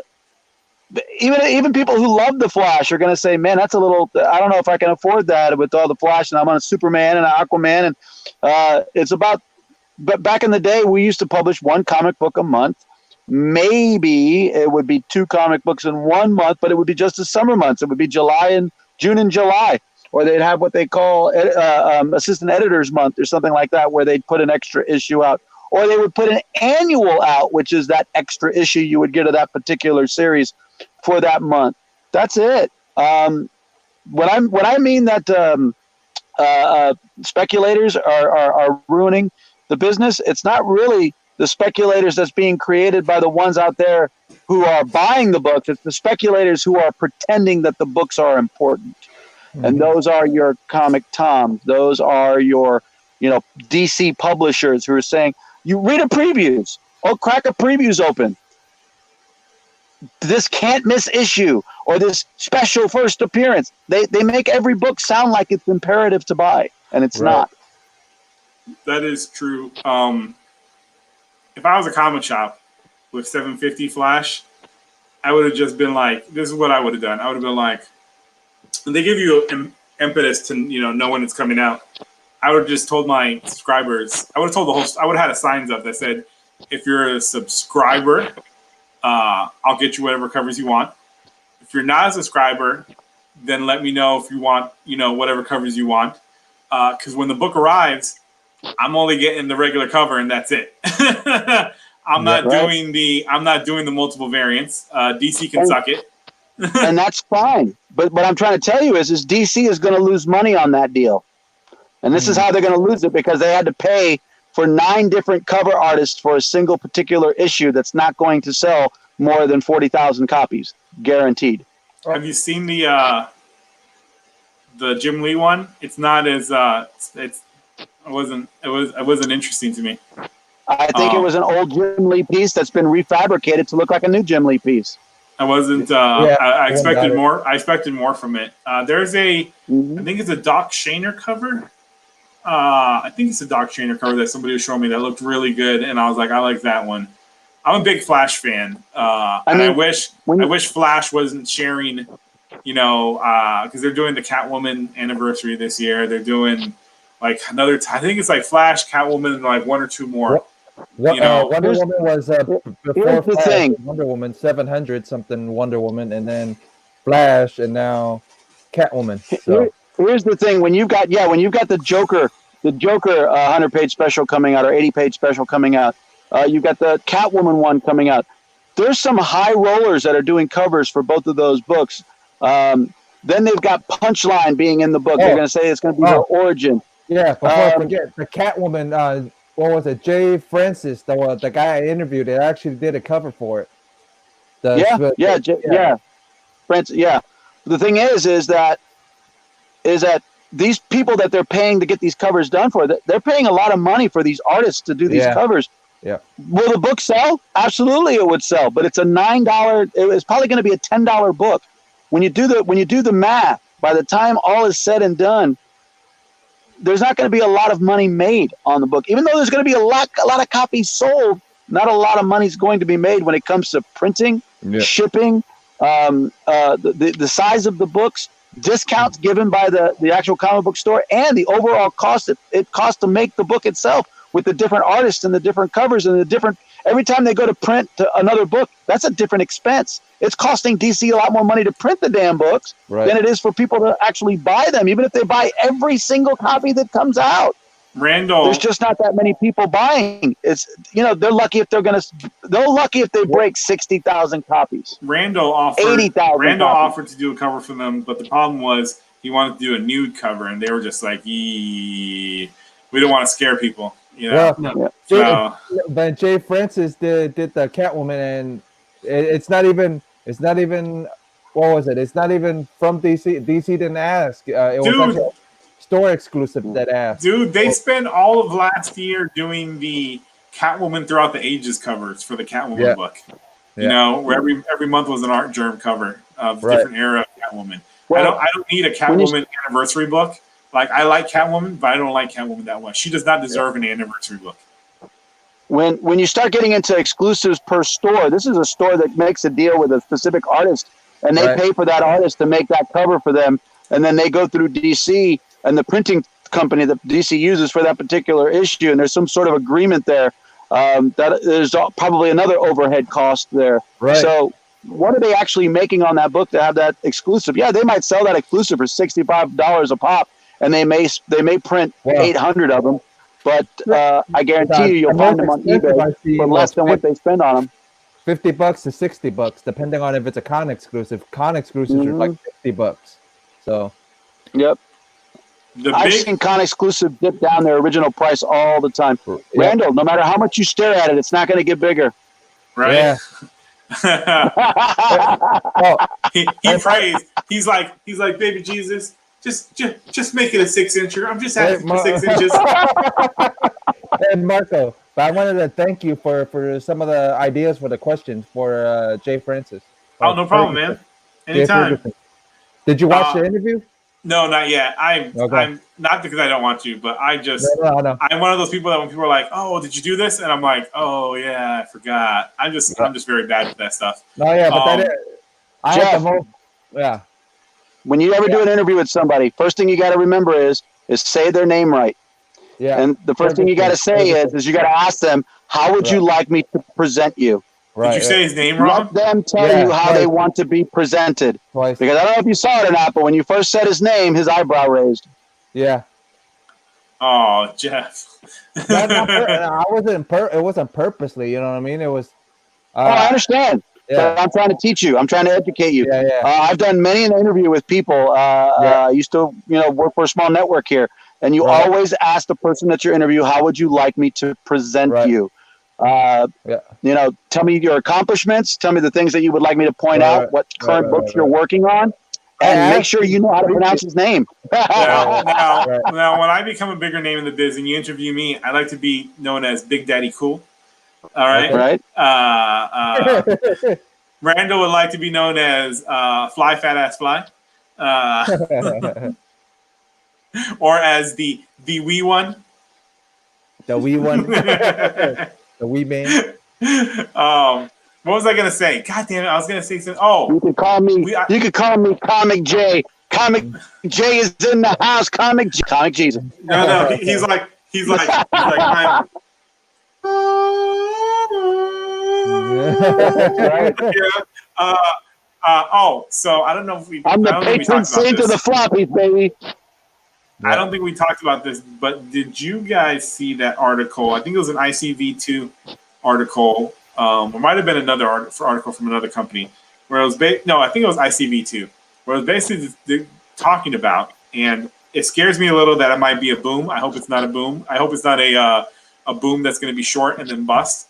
But did you guys see, this was like 3 weeks ago, it was basically talking about how where the big money now in comics, and this isn't a shock to anybody who is smart, but it's become a bigger thing now, where the big money now in comics is back issues. That's where the big money is for stores. There's been a lot of stores recently that have gone from, new books, where they're like, I no longer carry new books. I just do back issues, because that's where they're making all their money, is back issues. And new books aren't, doing anything for them. Yep. So I thought, which is the thing that, I thought everybody knew this, that, back issues are your bread and butter. You know what I mean? Like, new books should never be your bread and butter. New books should be the third thing. It should be back issues where you make your money, trades, because that's where you're going to get all the college crowd. They're going to go for the trades. You're not going to get college people to go for back issues. They can't afford the back issues. and then you're not going to get college people to go after the new issues. Like when I worked at the Lakeland store for Uncanny Heroes, we had a college that was literally 2 seconds around the corner, and all the people that came in, they were all like, Brian K. Vaughan, Saga, trades. Right, I could easily, I'd be like, have you read Paper Girls? And they're like, Paper Girls, what's that? And I tell them, and they're like, awesome. And I'm like, here's the trade, here's the second one. And they're like, oh, I'll get these first two. All the college, a lot of women, it's trades because they come from manga, and manga's, books, Trades, little collections of the stories that are in the floppies, that are in the phone book size, because Japan doesn't do floppies. And then your third thing should be new issues. Floppies. The Hong Kong does the floppies though. Yeah, Hong Kong. Well, Hong Kong also does like some pretty awesome, badass comics. But I do find it pretty interesting how there's this boom now happening in back issues, but my spidey sense tingles, and I'm just like, I hope this isn't a boom that's going to turn into a bust later down the line, right? Because everyone thinks this is where the gold is, and everyone's going to start, going into back issues, and then it's going to raise back issue prices, and then you know what I mean? Yeah. And it's going to create a whole artificial industry that's going to collapse. But my thing is, what do you guys think about this whole back issue boom happening? Let's have Tim. I want Tim to answer first, and then I'll answer after Tim. First off, new comic books is what brings people in the store on a weekly basis.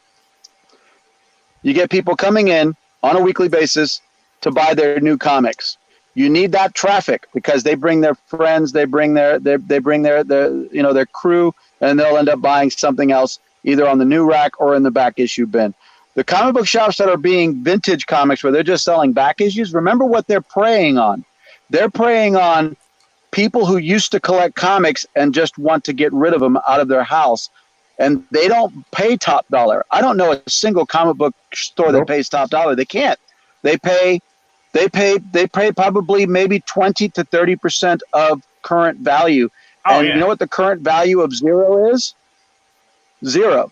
So any book that was made in the 1990s to 2000s, if it's not a key, you know what they're going to pay for that book? Zero, nothing. It's going to be a very low price. They're going to buy a short box or a long box for $20.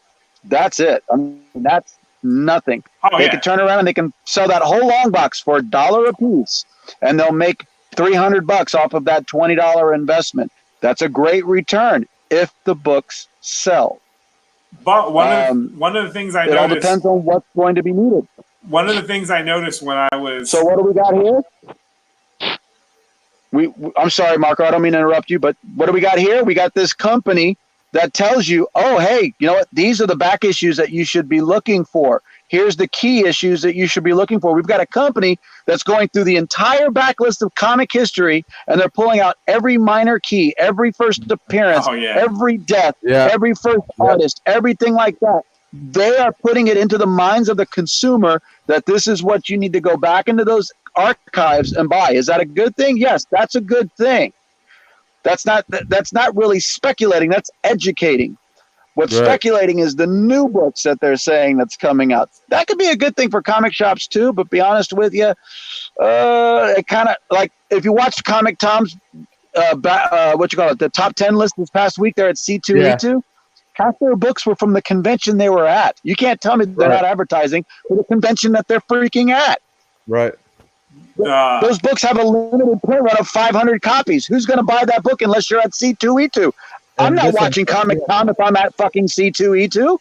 I do agree to an extent on. I mean, don't get me wrong. By me saying new books is your third thing, I don't think like you shouldn't take new books as seriously as you do like back issues or trades. But I know the speculator market is fueling the back issue boom. But what I also noticed when I worked at Uncanny Heroes is that we had a lot of people who came in and bought back issues, especially 90s back issues books. Not because they were looking for a key issue, not because they were looking for a hot book, but they just saw what was on the wall and they're like, I don't care.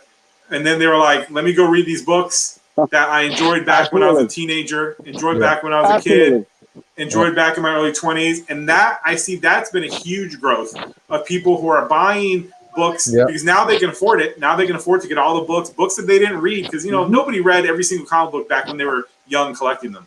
You know what I mean? No, yeah. I totally agree with you.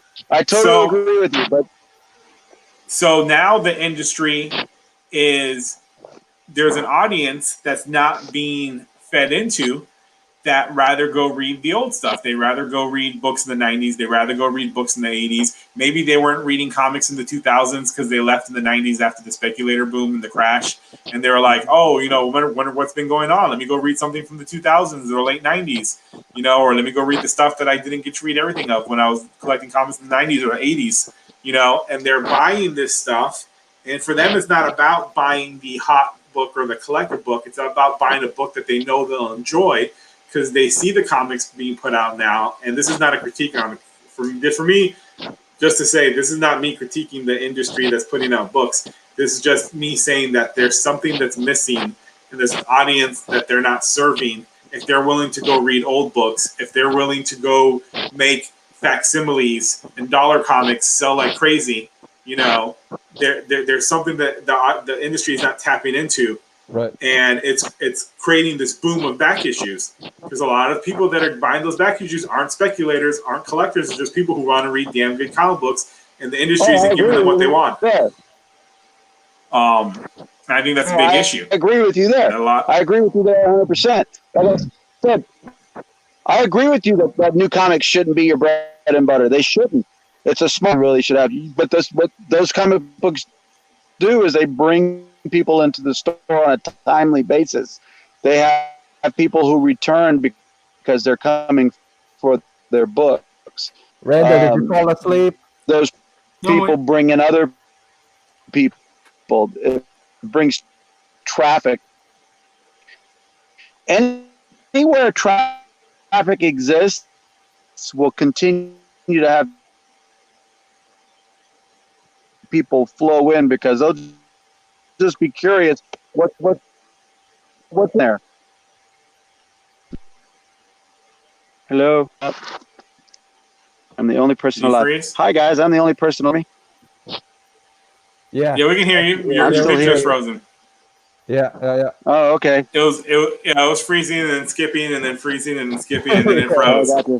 And then Randall's just saying they're dead because this is Extreme Nerd Table with Jeff, Tim, and Marco, and not with Randall. Yeah. Randall's just like whatever. I don't read comics anymore. I'm listening.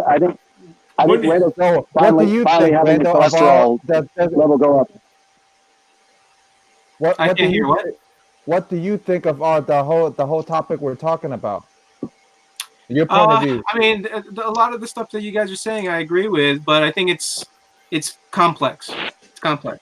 You know, like what one store does doesn't mean that another store does the same. It all boils down to traffic. It all boils down to now that you have, you know, graphic novels have changed the game, and then you have grading that came in, which also changed the game. Like there's always something new that's coming into comic books, that's changing comic books, and it's changing the customers. On top of that, then you also have retailers and people who are like getting into starting their own businesses and starting their own stores that either have no experience in comics or they're not good at retail, they're not good at talking with people. So it's literally like maybe, you know, over a dozen different scenarios, situations. So it's different for everybody. So like the stores that are doing really well, those are the bigger stores. Those are the ones that sell a lot of books. Those are the ones that have a lot of customers. It's the simple, like, you know, it's the classic, you know, the rich get richer, the poor get poorer. Like when you have a store that's doing really, really well, that means that they're making profits. They have more money. They have more money. They can do other things. They can expand. They can advertise, which will draw in more people. And, Gods and Monsters and stuff like that. Gods and Monsters, that's a different situation, man, because you know, they opened in a mall. Not every comic book store can go into a mall. Not every mall that's near the maybe nowadays the way malls are dying, they're just like, please open your store. You know, if you're a current smart business person and you see something dying, you don't invest in it. You don't say, hey, let me move my store into a mall. No, horrible idea, because the mall is going to eventually die, which means you're going to have to eventually move your business and go through all that hassle again. The perfect example is Lone Star Comics. Lone Star Comics, they saw the future, and they're going to be around for a very long time. They do mycomicshop.com. They're the largest online retailer. You know, like nobody is going to come and knock them out of the way. They are going to stay on top for a very, very long time, unless there's somebody who's young, who's innovative, and who maybe partners with the right people and invests the money in the right way. Then they have a chance of competing with Lone Star. 50-50. I agree to an extent in that they're basically the new Mile High Comics. They'll be around forever. I do agree with that. But the thing is, to me, the reason comics is still around is because comics has something you can't get anywhere else, and it's two things. One, if you get rid of, comics will still be around, but it's collectability and it's a community. Yeah. You know, that's why comic books defied when everybody thought all of print was going to go digital, and comic sales kept rising, you know, up, and eventually surpassed 1 billion in sales, you know, because there's a community and there's a collectability factor. I do think there's a community if you're like, you know, a romance novelist fan, you know, sci-fi novels. There's communities like that, but they're not like comic book. Comic book communities is a special community when in and of itself. You know what I mean? I agree to a certain extent, but here's the thing: like, communities can change. You know, like I've seen people who were like hardcore heavy into comics, and then got out of comics, and then 10 years later back into comics. Well, yeah, because you gotta leave. You gotta leave when you have the interest with the ladies, and then you gotta come back after the ladies break your heart. That's how it works. You see girls, you're like, screw comics, and then after the girls break your heart, you're like, comics. I love you. She broke my heart. It's a fluctuation. It's a fluctuation. So like I think in the mid 2000s when we started seeing like comics climb again, a lot of the people who had been collecting in the 90s, like early 90s, mid 90s, they quit. And then here it is, 10 years later, they're back. Some of them are back, not all of them obviously, but some of them are back. And again, it just boils down to factors, you know, like you have three main groups of people that get comic books. You have your readers, which they don't give a shit about collecting. They will literally buy a comic book and either give it away for free, or sell it immediately, or give it to a friend, or throw it away. They don't care. They're just readers. A lot of those readers don't give a shit about floppies. They will start buying graphic novels, trade paperbacks. And so trade paperbacks, they come out like maybe, if you're doing a story arc, it's every 6 months you have a trade paperback coming out. So some of those, you know, trade readers are going to be like, okay, well, for example, Walking Dead. I've had customers, all they did was read Walking Dead. They come in, they buy the trade paperback, and they look right at you in the face and say, okay, see you in 6 months when the next trade comes out. You know, These stores can't survive on a customer that comes in once every 6 months. An argument could be made that it's within your wheelhouse to transform that Walking Dead reader into a something else reader. Exactly. It is up to the retailer. It is up to the person. And again, when I mentioned earlier, you have retailers who just aren't good with customers or aren't good with people. Those are the businesses that are going to struggle as well, you know. But like I said, so you have your readers, then you have your collectors, which is the speculators. You have those guys that are literally coming in only for their back issues. They might get a new issue because the new issue is hot. Like, oh, first appearance of this character, this, that, you know, like you have those, you know, and that falls in line also with people who literally are just only in the hobby to make money. They'll go in there and be like, oh, this is a hot book. I'm going to buy this, turn around, flip it, and make money. You know, they're in the same category, the speculators and, you know, and collectors.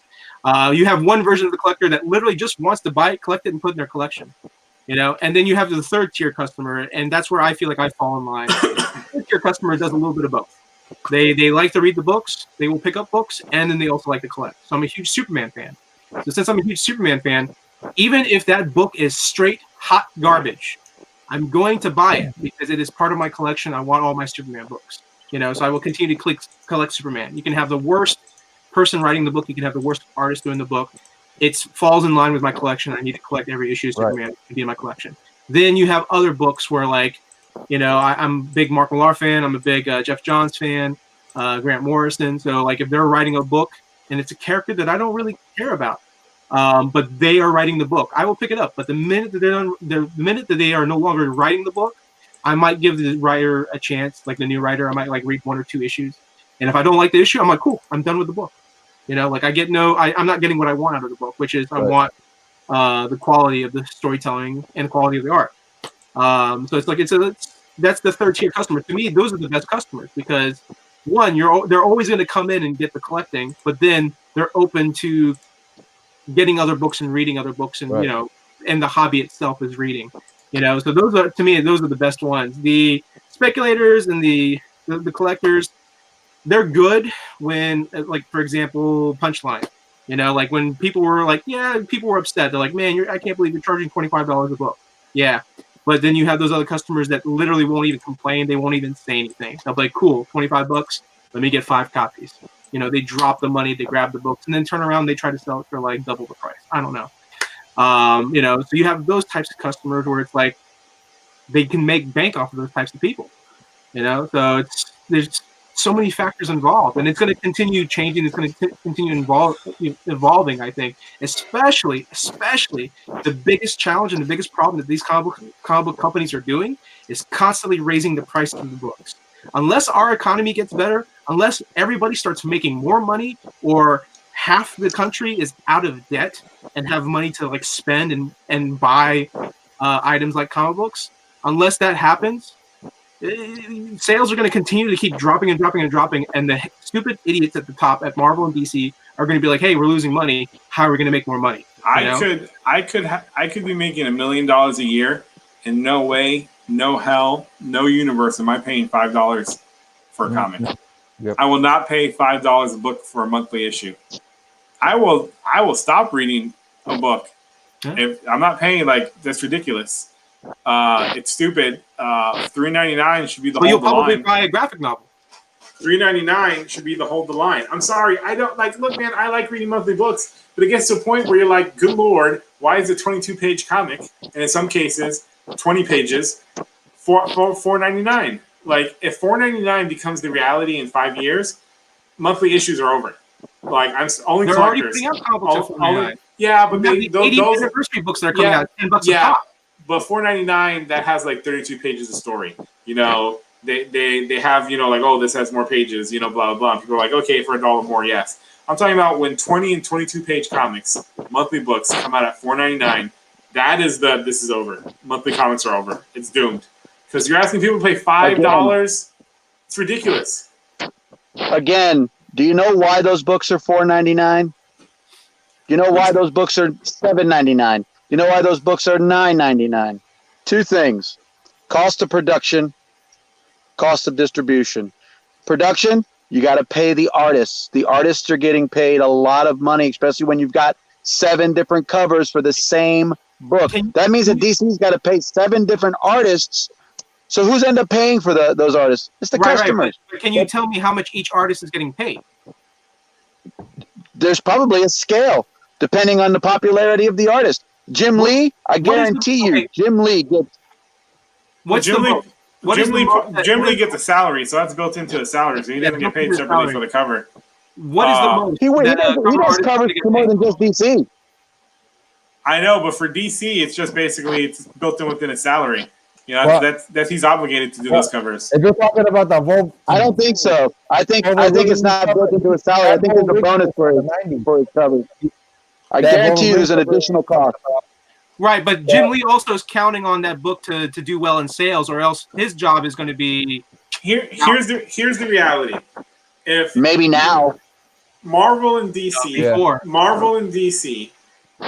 comic book stores can't be too precious. When Marvel said, like when DC said, "Hey, we're doing these 100-page giants, right? And $5, 100 pages. There'll be like one new story in there. The rest is repeats. It's going to be a Walmart exclusive." Every comic book store cried. And I was sitting there like, how do you expect new readers to come in when you just want them to? We can't get Little Johnny to just go to a comic book store if Little Johnny doesn't have a comic book store within 100 miles of where he lives. So where are you comic book stores expecting the new fans to come in? You can't expect every single fan of comic books to come into via a comic book store. It's not. The odds aren't possible. There's only like 2,000, 2,500 comic shops. You know, we have 1,900 now. We have 50 states. All right, 48 on this damn continent, and Hawaii, and then Alaska.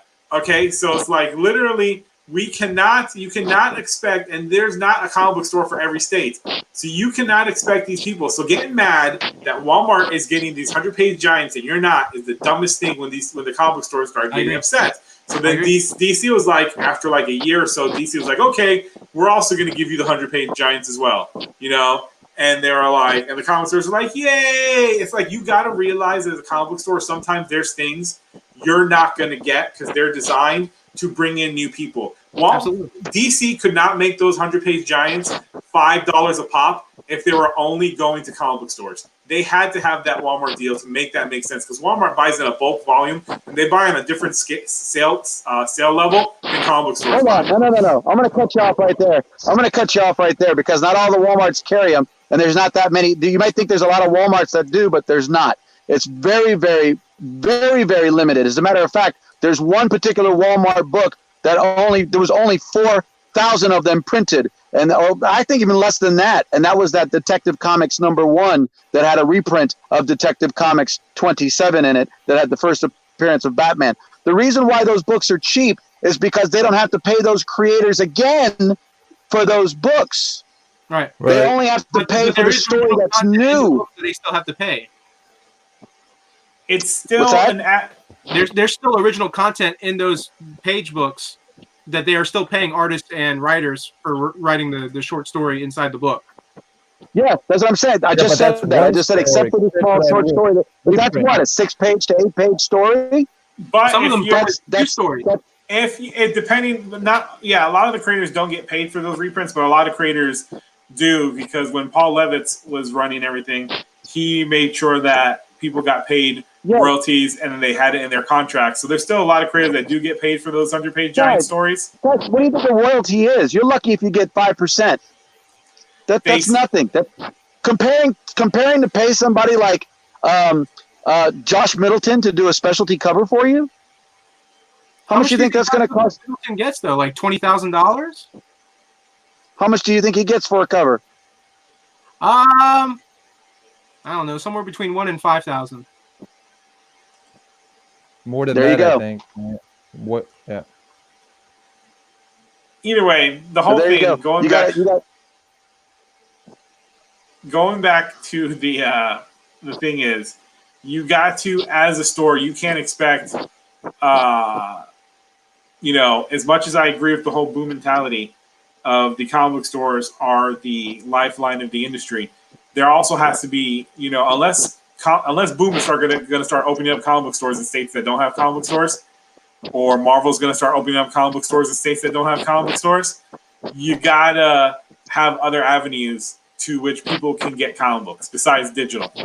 You know, because that plateaued. That's not Right. going anywhere. Yeah. Digital No. digital sales have been the same for about the past like 3 or 4 years. I agree. They're not rising.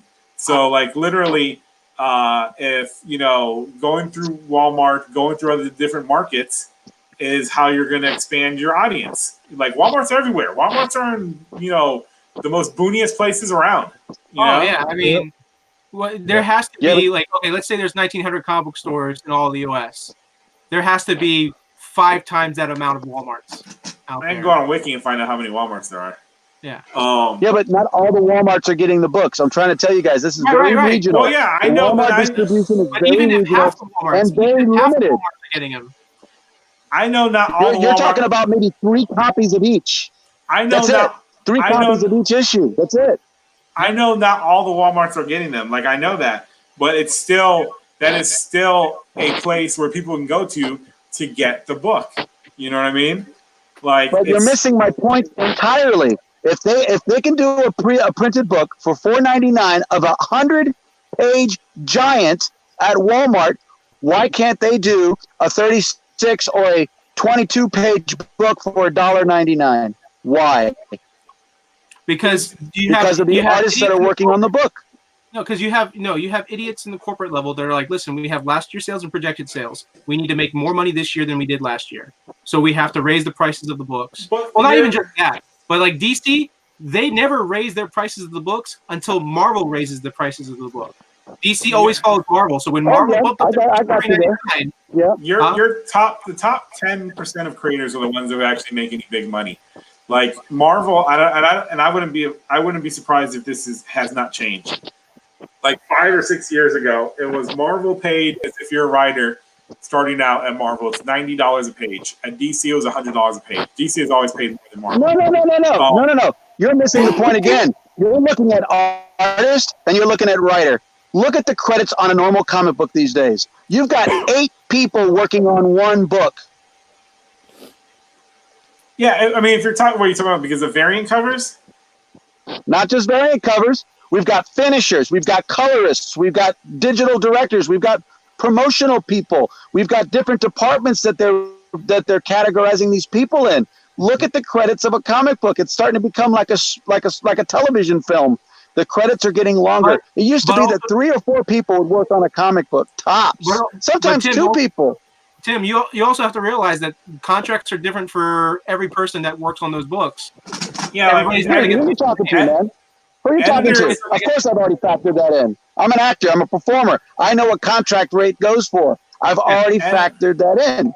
editors don't make, even though they have all these people, they're not like, you know, they're not making great livings working at Marvel and DC. Look at that. Look at that list of people. How many you got there, Jeff? How many's working on that Thor book? How many? Count them. 1, 2, 3, 4, 5, 6, 7, 8, 9. 9 people. 9 people working on that For book. one comic book. Oh no, hold on. I counted wrong. More than 9. Because the variant covers have 3 people working on it. So 1, 2, 4, 5, 6. That's my 7, point. 8, 9, 10, 12. 12 people. That's my point. But also, Tim, you have to factor in that there's going to be graphic novel sales, and those are books that are going to be sold to like big companies like Books A Million, Barnes and Noble, you know, independent bookstores.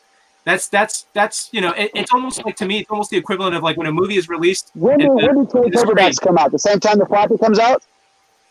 No, About a month after. Boom, your argument's done. Sorry. That's 4 months down the way. We're not even worried about the trade paperbacks. Comic book shops make money on trade paperbacks. 40% of a comic book store's money is trade paperbacks. The writer and I'm not artist, arguing about the trade paperback. an artist and writer's not going to be paid twice. We're not going to pay you to do a floppy and then pay you to do the graphic novel. No, we're taking the work that you have already done and we're putting it in the graphic novel. And if they're lucky, Of course. based on their contract, they get a percentage of the Of graphic. course. And that's fantastic. That's great. That's fantastic. That is fantastic. That's where the money is in a comic book store. Like you guys were arguing earlier. Trade paperbacks. Trade paperbacks is where comic book stores do make money. They do make money. Okay? Yeah. But you can go to places like like Ollie's, and they had trade paperbacks from For $10. Marvel for Yeah, but I mean, $2.99. the only reason Ollie's has those books is because they're buying them off of liquidation. You know those books are liquidation. I could get those books Yeah, off they of are liquidation. liquidation. One. What does that mean, liquidation? What does that mean? It means that we've had this book in our warehouse for far too long that we need to get rid of this, so we're going to lower the price on it. That means that they overprinted the book. Maybe. One. No, not maybe. No, not maybe. Definitely overprinted the book. Book got overprinted. Production costs. I told you, production costs. Book got overprinted. No, but the production cost you were talking about was paying for the people who worked on the book. Now, there's a difference between paying the people who work on the book and then having it go to the printer and get made from the printer. And I know for a fact. I told you there was two factors. There's distribution costs and there's creative costs. Those are the two big factors. Right. Those are the factors I was telling you about that needs to be looked at. I tell you right now, they probably pay more money for the people who worked on the book than the people who actually physically make the book. One, it's a very complicated issue. Have you seen what printed? Do you know what printing costs these days? That's the number one hurdle for a small press book. Is They can printing probably costs. print a graphic novel that they sell at $30. They probably get that graphic novel for $2. $29.99. So $30, and then let's see. Where's that? Imagine a book is $2 out of $30. Where's that? Where's that lock and key printed? Korea? Hold on, let me find it. Because I can tell you what the prices Yeah, I are right don't now. think I've talked to the printers in Korea and in China. I know the prices. Well, it doesn't tell me actually. I don't see it. Ivan had his own graphic novel made. Marco, you're an independent publisher. What's your biggest hurdle, Marco? Well, I don't do monthly books. The trades. But if you were to put out one book, Yeah, Marco's right. It's printed from Korea. Yeah, I know the Korean. I've talked to the same printer that printed those books at 1,000 minimum. It probably will. I mean, they printed out more. They did more than 1,000 minimum for Lock and Key. That was a huge seller. For that hardcover, they probably paid $1.50, and I know that for a fact because I talked to the Korean printers that they use, and I talked to the Chinese printers that other publishers use for trades. So when we did Luchaverse, we did 6,000. I think it was 6,000 trades were printed. And it was $1. Yep. I think it was $1.20. I think it was $1 a trade. hold on. For How about bringing those books back from Korea? Printed, well, for Luchaverse, we brought them from China, and it was like, because we didn't do air. Now, you're insane if you do air, unless you need it immediately. For boat, it was like, literally like I think. And what the hell? $800. It's not super expensive.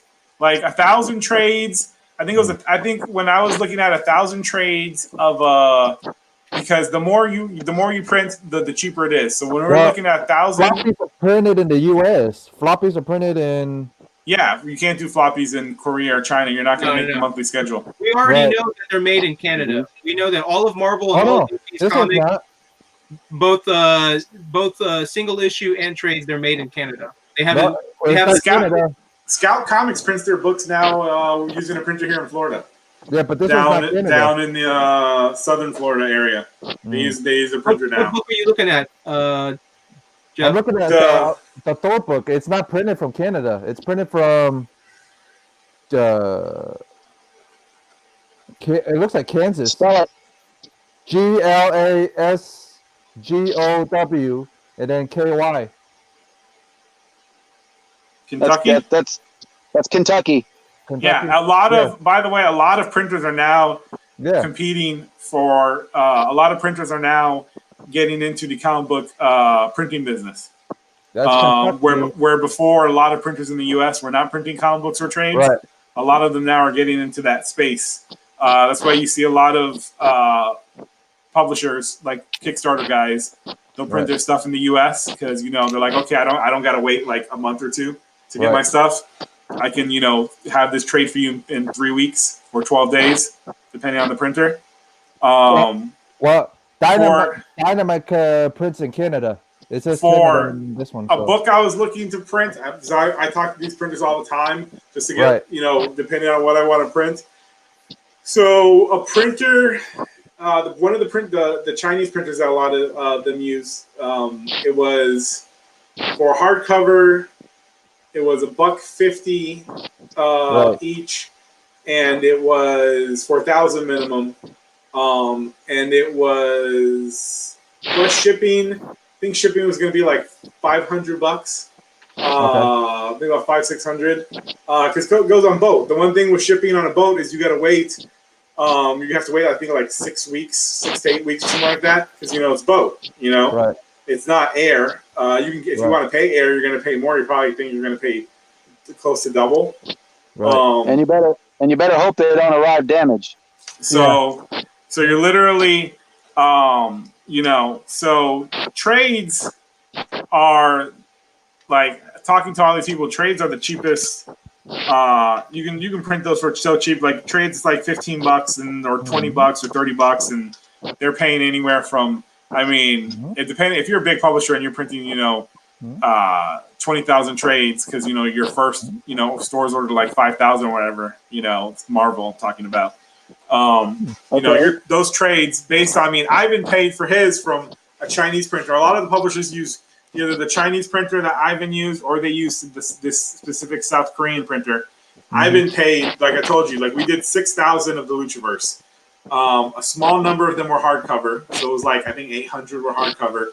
The rest were soft cover, soft cover, and it's a 100-page comic, and we paid less than $1 for the soft covers, and I think it was like $1.25 for the hardcovers, and then the soft cover sold for I think it was $15. And then the hardcover sold for I think it was $20. And then we did one version that had a jacket. So what was your profit margin between after you printed the book and after you've shipped the book? What did you have left? You mean after they out of a $15 book? After they shipped the books to the publisher? No. After you've had all your costs, after you've added up all your costs, and then you put your book for sale. You said $14.95 or $14.99, $15. That's profit margin. What was your 50%? What was your profit margin? Did you sell out? Do you still have books available? They have. I know we sold, I think it was 4,200 of the soft covers. This is without Diamond, by the way. We didn't use Diamond because Diamond, when we were putting out these books, Diamond was like, we don't do one-shots.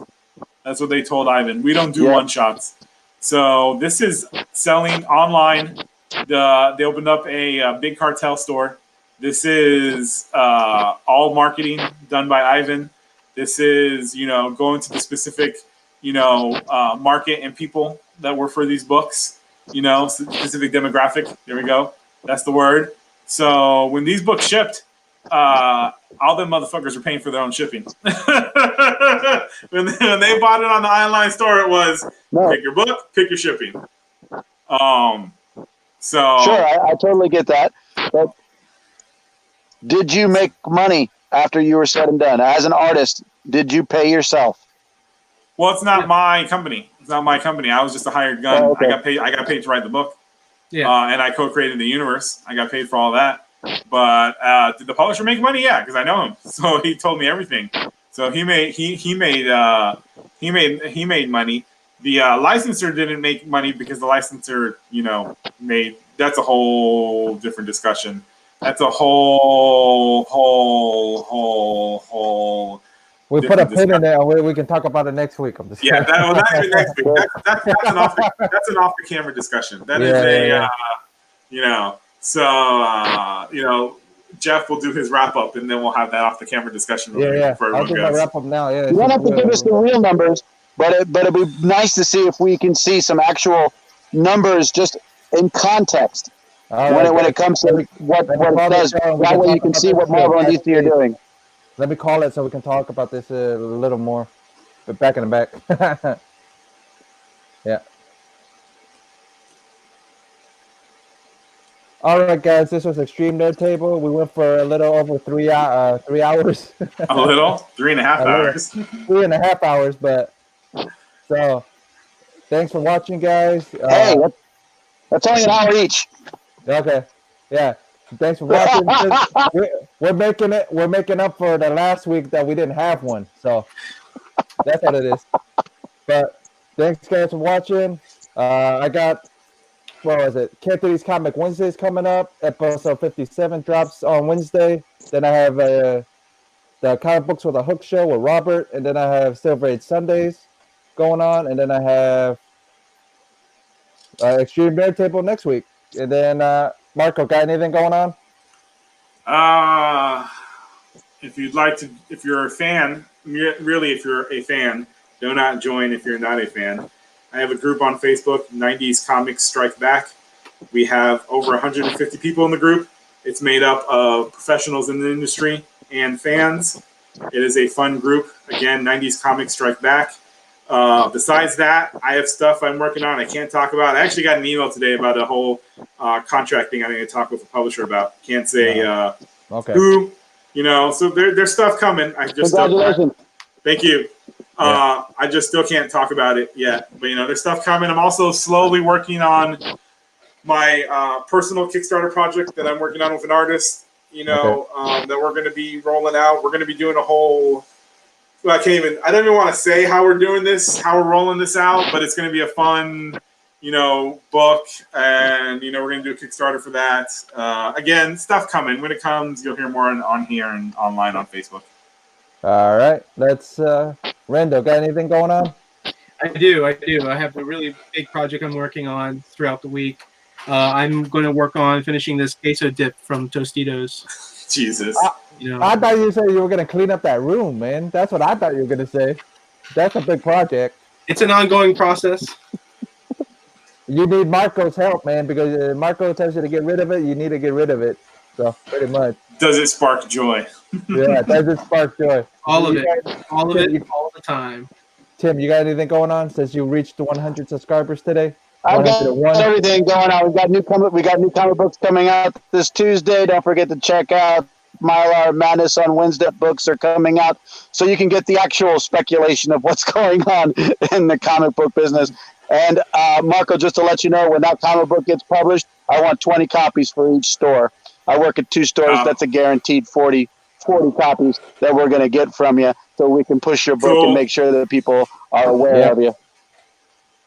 Right on. And awesome. Thanks, man. Yep. Yeah. Peace out, guys. Yeah. Peace. All right. Peace. See you guys later. Hold on.